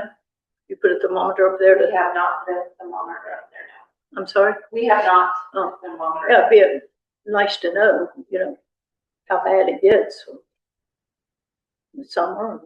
I know that staff have 2 fans up there, and since it's been in the 70s, they've been running their fans. I can see how that might be. Do they use that ceiling fan then too? It's too noisy to function while it's running. Okay. It is a very big fan, and it sucks a lot of air, and it's also very loud. And so communication, phone calls, that kind of stuff probably would be going while it's running. What kind of an estimate did you get for windows? 16,000.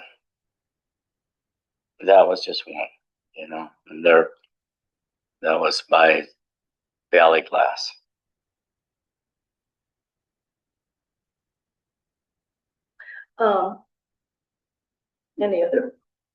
Any other issues? Were there any other, I think that was the big item on the agenda right now for us. Mr. Hunt? Yeah. So I had kind of a naive question. You don't mind. When you said it's impossible for you to pay, what did you mean by impossible? Is it possible to pay the whole amount or part of the amount or some part of it? Or I just couldn't- get a feel for what you're saying. Yeah. The rent is based upon the rent. It would not be something that I could do. Well, yeah, but that's the whole amount. Is there anything you could do that's less than the whole amount? Would you be interested in cost sharing it? I guess is what. Probably not, You're not interested in cost sharing, okay? unless you would want to extend a guaranteed lease for beyond what we have now. We have 2 more years. 2 years, the 1st of May. It's the only way I could possibly even look at it. What kind of extension are you considering? I hadn't, because I hadn't known about the issue. So I'd have to get a, Valley Glass is one of the highest ones around. Well, why don't, you're right. So why don't, I guess for at least starters, we'll solicit a couple more estimates. All right. And then you could consider and get back to us on what kind of lease extension you would consider. All right. I will certainly do that. Okay. All right. Any other thoughts, George? No, Chris?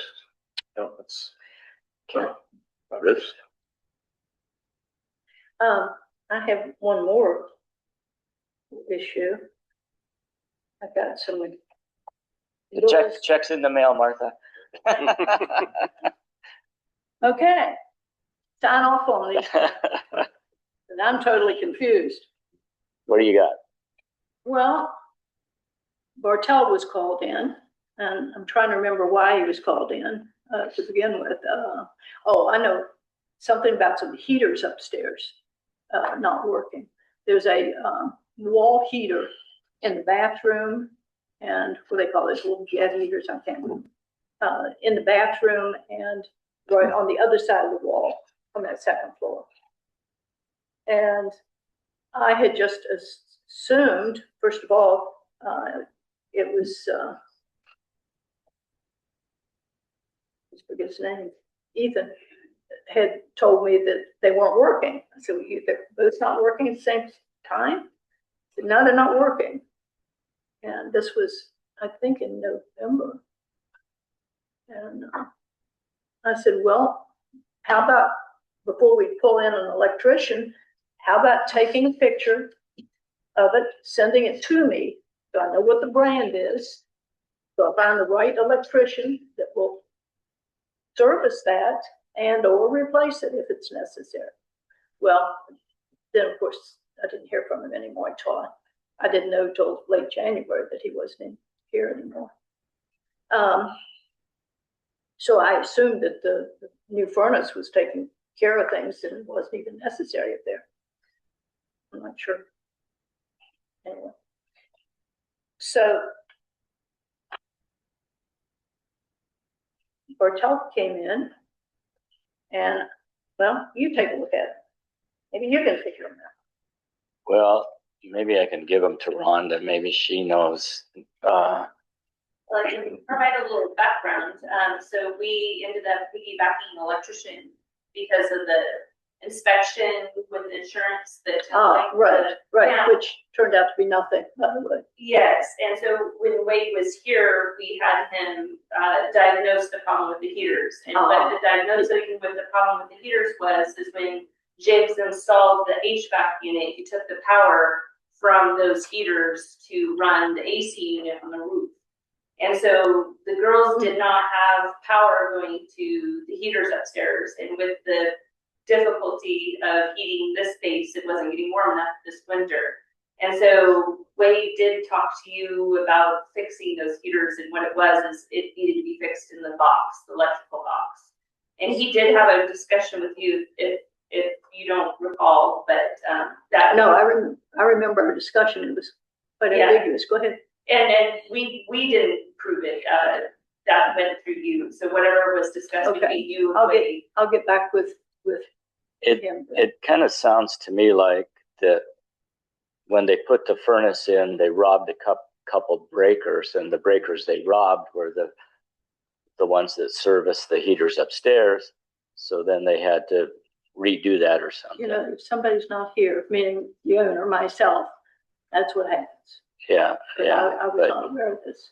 So I'll go down and talk to him about that one. Now the others, what about those? So he did come in less than what his estimate was. His estimate was about $1,000 for all the repair work, and he came in at $858.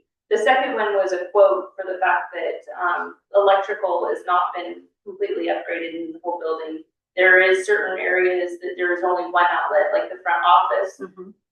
We are in danger of having a fire because one outlet doesn't service your because you're all putting computers so much equipment in here and such. And so we asked him if he wanted to discuss with you potentially upgrading the electrical in the building. I thought my understanding during that conversation was you all didn't like the lights that were in there and you wanted a different light ceiling. And that's what I said, well, if we could do a different light in the ceiling, you know. So that was something that we had discussed, that if we needed to, we could pay some of it to replace the lighting in both the front offices, because it is LED track lighting and it is very hot and it's inadequate. And so we actually have desk lamps in both the offices, which adds to the electrical problem.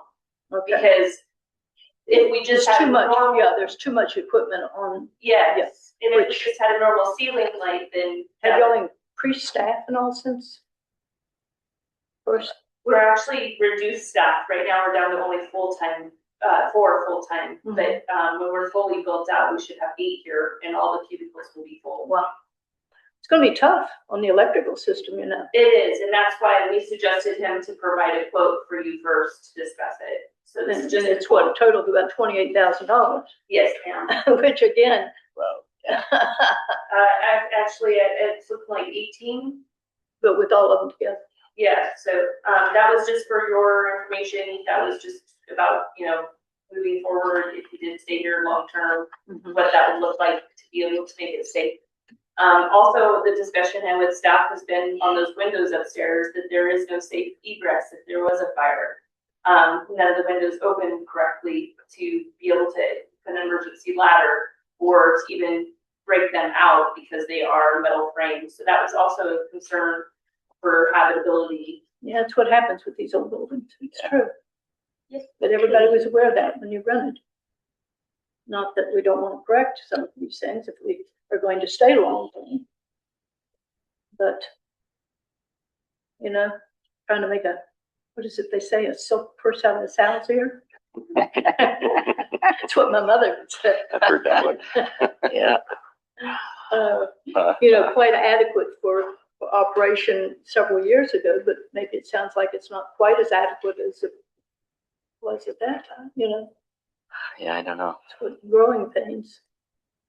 Okay. Well, I will talk I'll take care of this one having to do with those heaters, and find out why Jiggs did what he did, and I'll talk with Martell.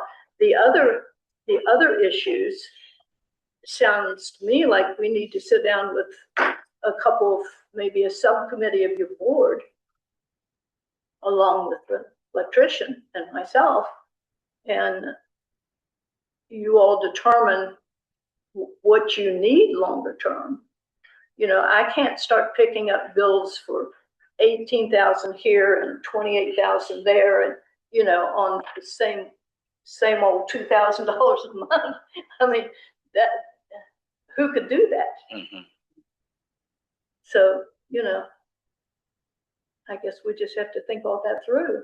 Yeah, we do. But the most important thing to me, which is for all of you as well, is we've got to be careful not to overload with heaters and coolers and so forth and cause a fire in here, I mean, that would be beyond belief. So I think you all need to plan your work here and decide how you can function here with your 2-year lease and be safe.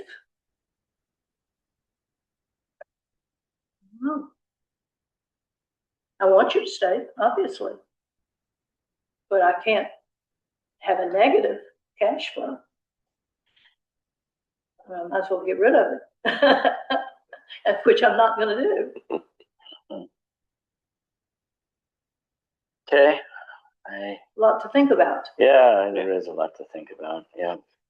No, like I said, we appreciate you coming in and having this dialogue with us. I'll be around until May 1st, and I'm gonna travel a while, and then I'll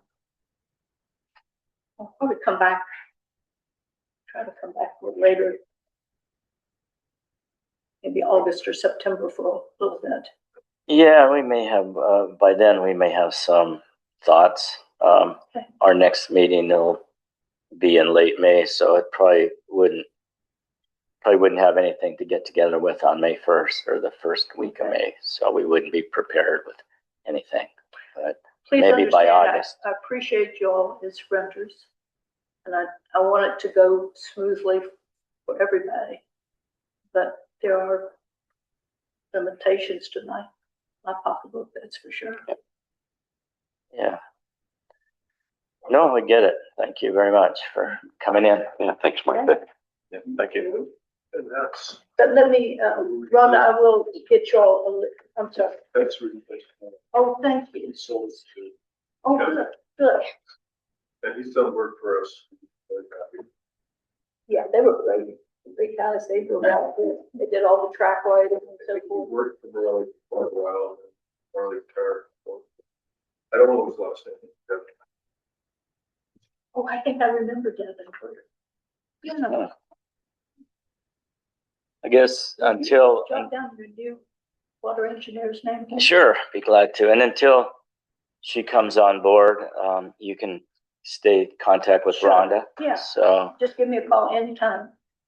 And so in the meantime, are you all right with your air conditioning here for next few months? Do you know how to operate your? So we do have it programmed now and it's functioning correctly. Okay.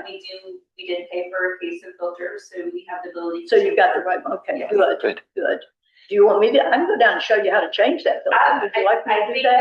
I think we've got it handled, but thank you, I appreciate it. Yep. Okay, very good. And then, so far as, I don't know why you did that with the furnace. Okay. I don't know. All right, well, appreciate it. So Don't mind. we will be in touch at some point. Y'all take care. Thanks, Martha. Nice meeting you. Yep.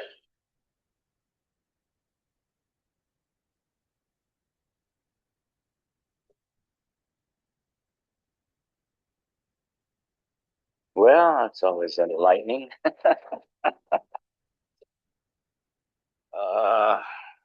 Same old building problem. Yeah, exactly. Do we even want to move ahead with getting a couple more quotes for windows? I'd say yes. I would say no. Okay, well, you know more about this. I'll just defer. I just, Well, just hearing her declare that she wasn't even interested in covering it unless we were going to promise to be here another decade or something like that. Well, that's what we had to do though to get the furnace replaced and a few things. We had to extend our contract 3 years. So I don't know. In one sense, I think we could get the quotes, and if nothing, we use them or not. yes. Excuse me. I didn't mean to do a walkthrough. Do you all mind if main thing, someone told me, I guess it was Jigs, that there was some water standing downstairs. There should not be any water standing anywhere. So you're not aware of any water standing at all downstairs? Do you mind if I go look? No, ma'am. I can take you. Oh, okay. Anytime that there is water, really should take a little broom and spread it out so it's gonna dry out. Sure. So that you'll get it when it started. Rhonda, why don't you just accompany her with her tour, Yep. if you would, please? Thank you. I've been up there on a summer day and it's embarrassing. Mhm. That's the only way to work up. Yeah, I've been up there in the summertime too. I guess to just expand on my response, hearing her say she doesn't want to pay. It would clearly be something we'd have to consider bearing the whole cost of that. Unless we extended the contract, then she would consider it. And So, we're against our plan to sort of relocate. We're kind of. Like we do one thing and then we're working it. Yeah, we're kind of in between a rock and a hard spot, So the rent is going up $600 a month. I don't It know. said the monthly was $2,600. I think she was saying 2,000. Is that the whole rate? And it's going to go to the See what your modification was. We still own property that I ran out. I know what the struggles are. Yeah, yeah.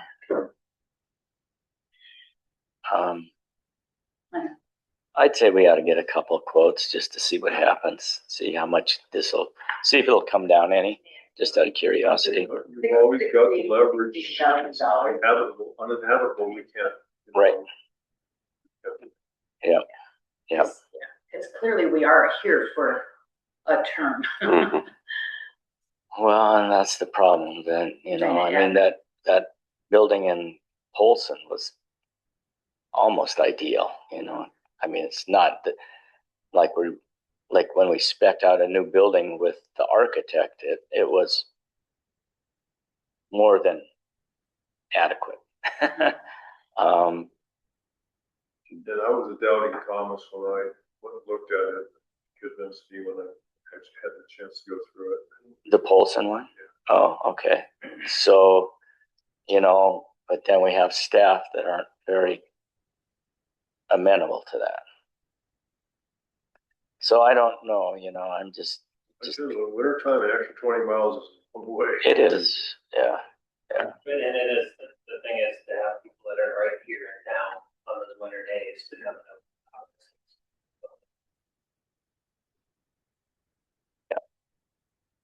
All right, well, I guess that concludes our agenda for today, unless there's anything else. Well, the Next meeting. we had a board action to approve those, getting more quotes. Well, it's not an action. We can just have somebody do that. I can just have Rhonda do that. Yeah, next meeting, when would you guys like to reconvene? I don't have my calendar, so I don't even.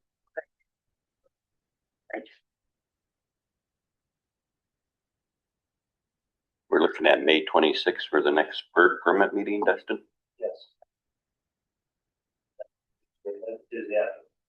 Mhm. What was that going to be for? For the permits and change meeting.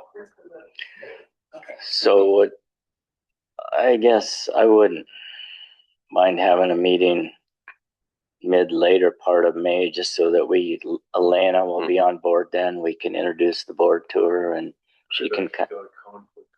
6. That's And that's a committee meeting. That's a committee meeting. With Roger and I are on. For a regular board, the previous Tuesday, 4 weeks from today, May 19th. That would work for me. Okay. I'm good with that. I'm calendaring it, that means it's carved in stone. I always put it in right away. I kept getting old. Yeah, right. And then I'll be in touch on scheduling interviews for the water resources position. Great. So, in the interim. Yeah, it just automatically plugs it in. It completely says, you seem to do the same thing all the time. All right, anything else? If not, we will adjourn. Motion to adjourn. Thank you. Second? Second. All in favor, say aye. Aye. All right.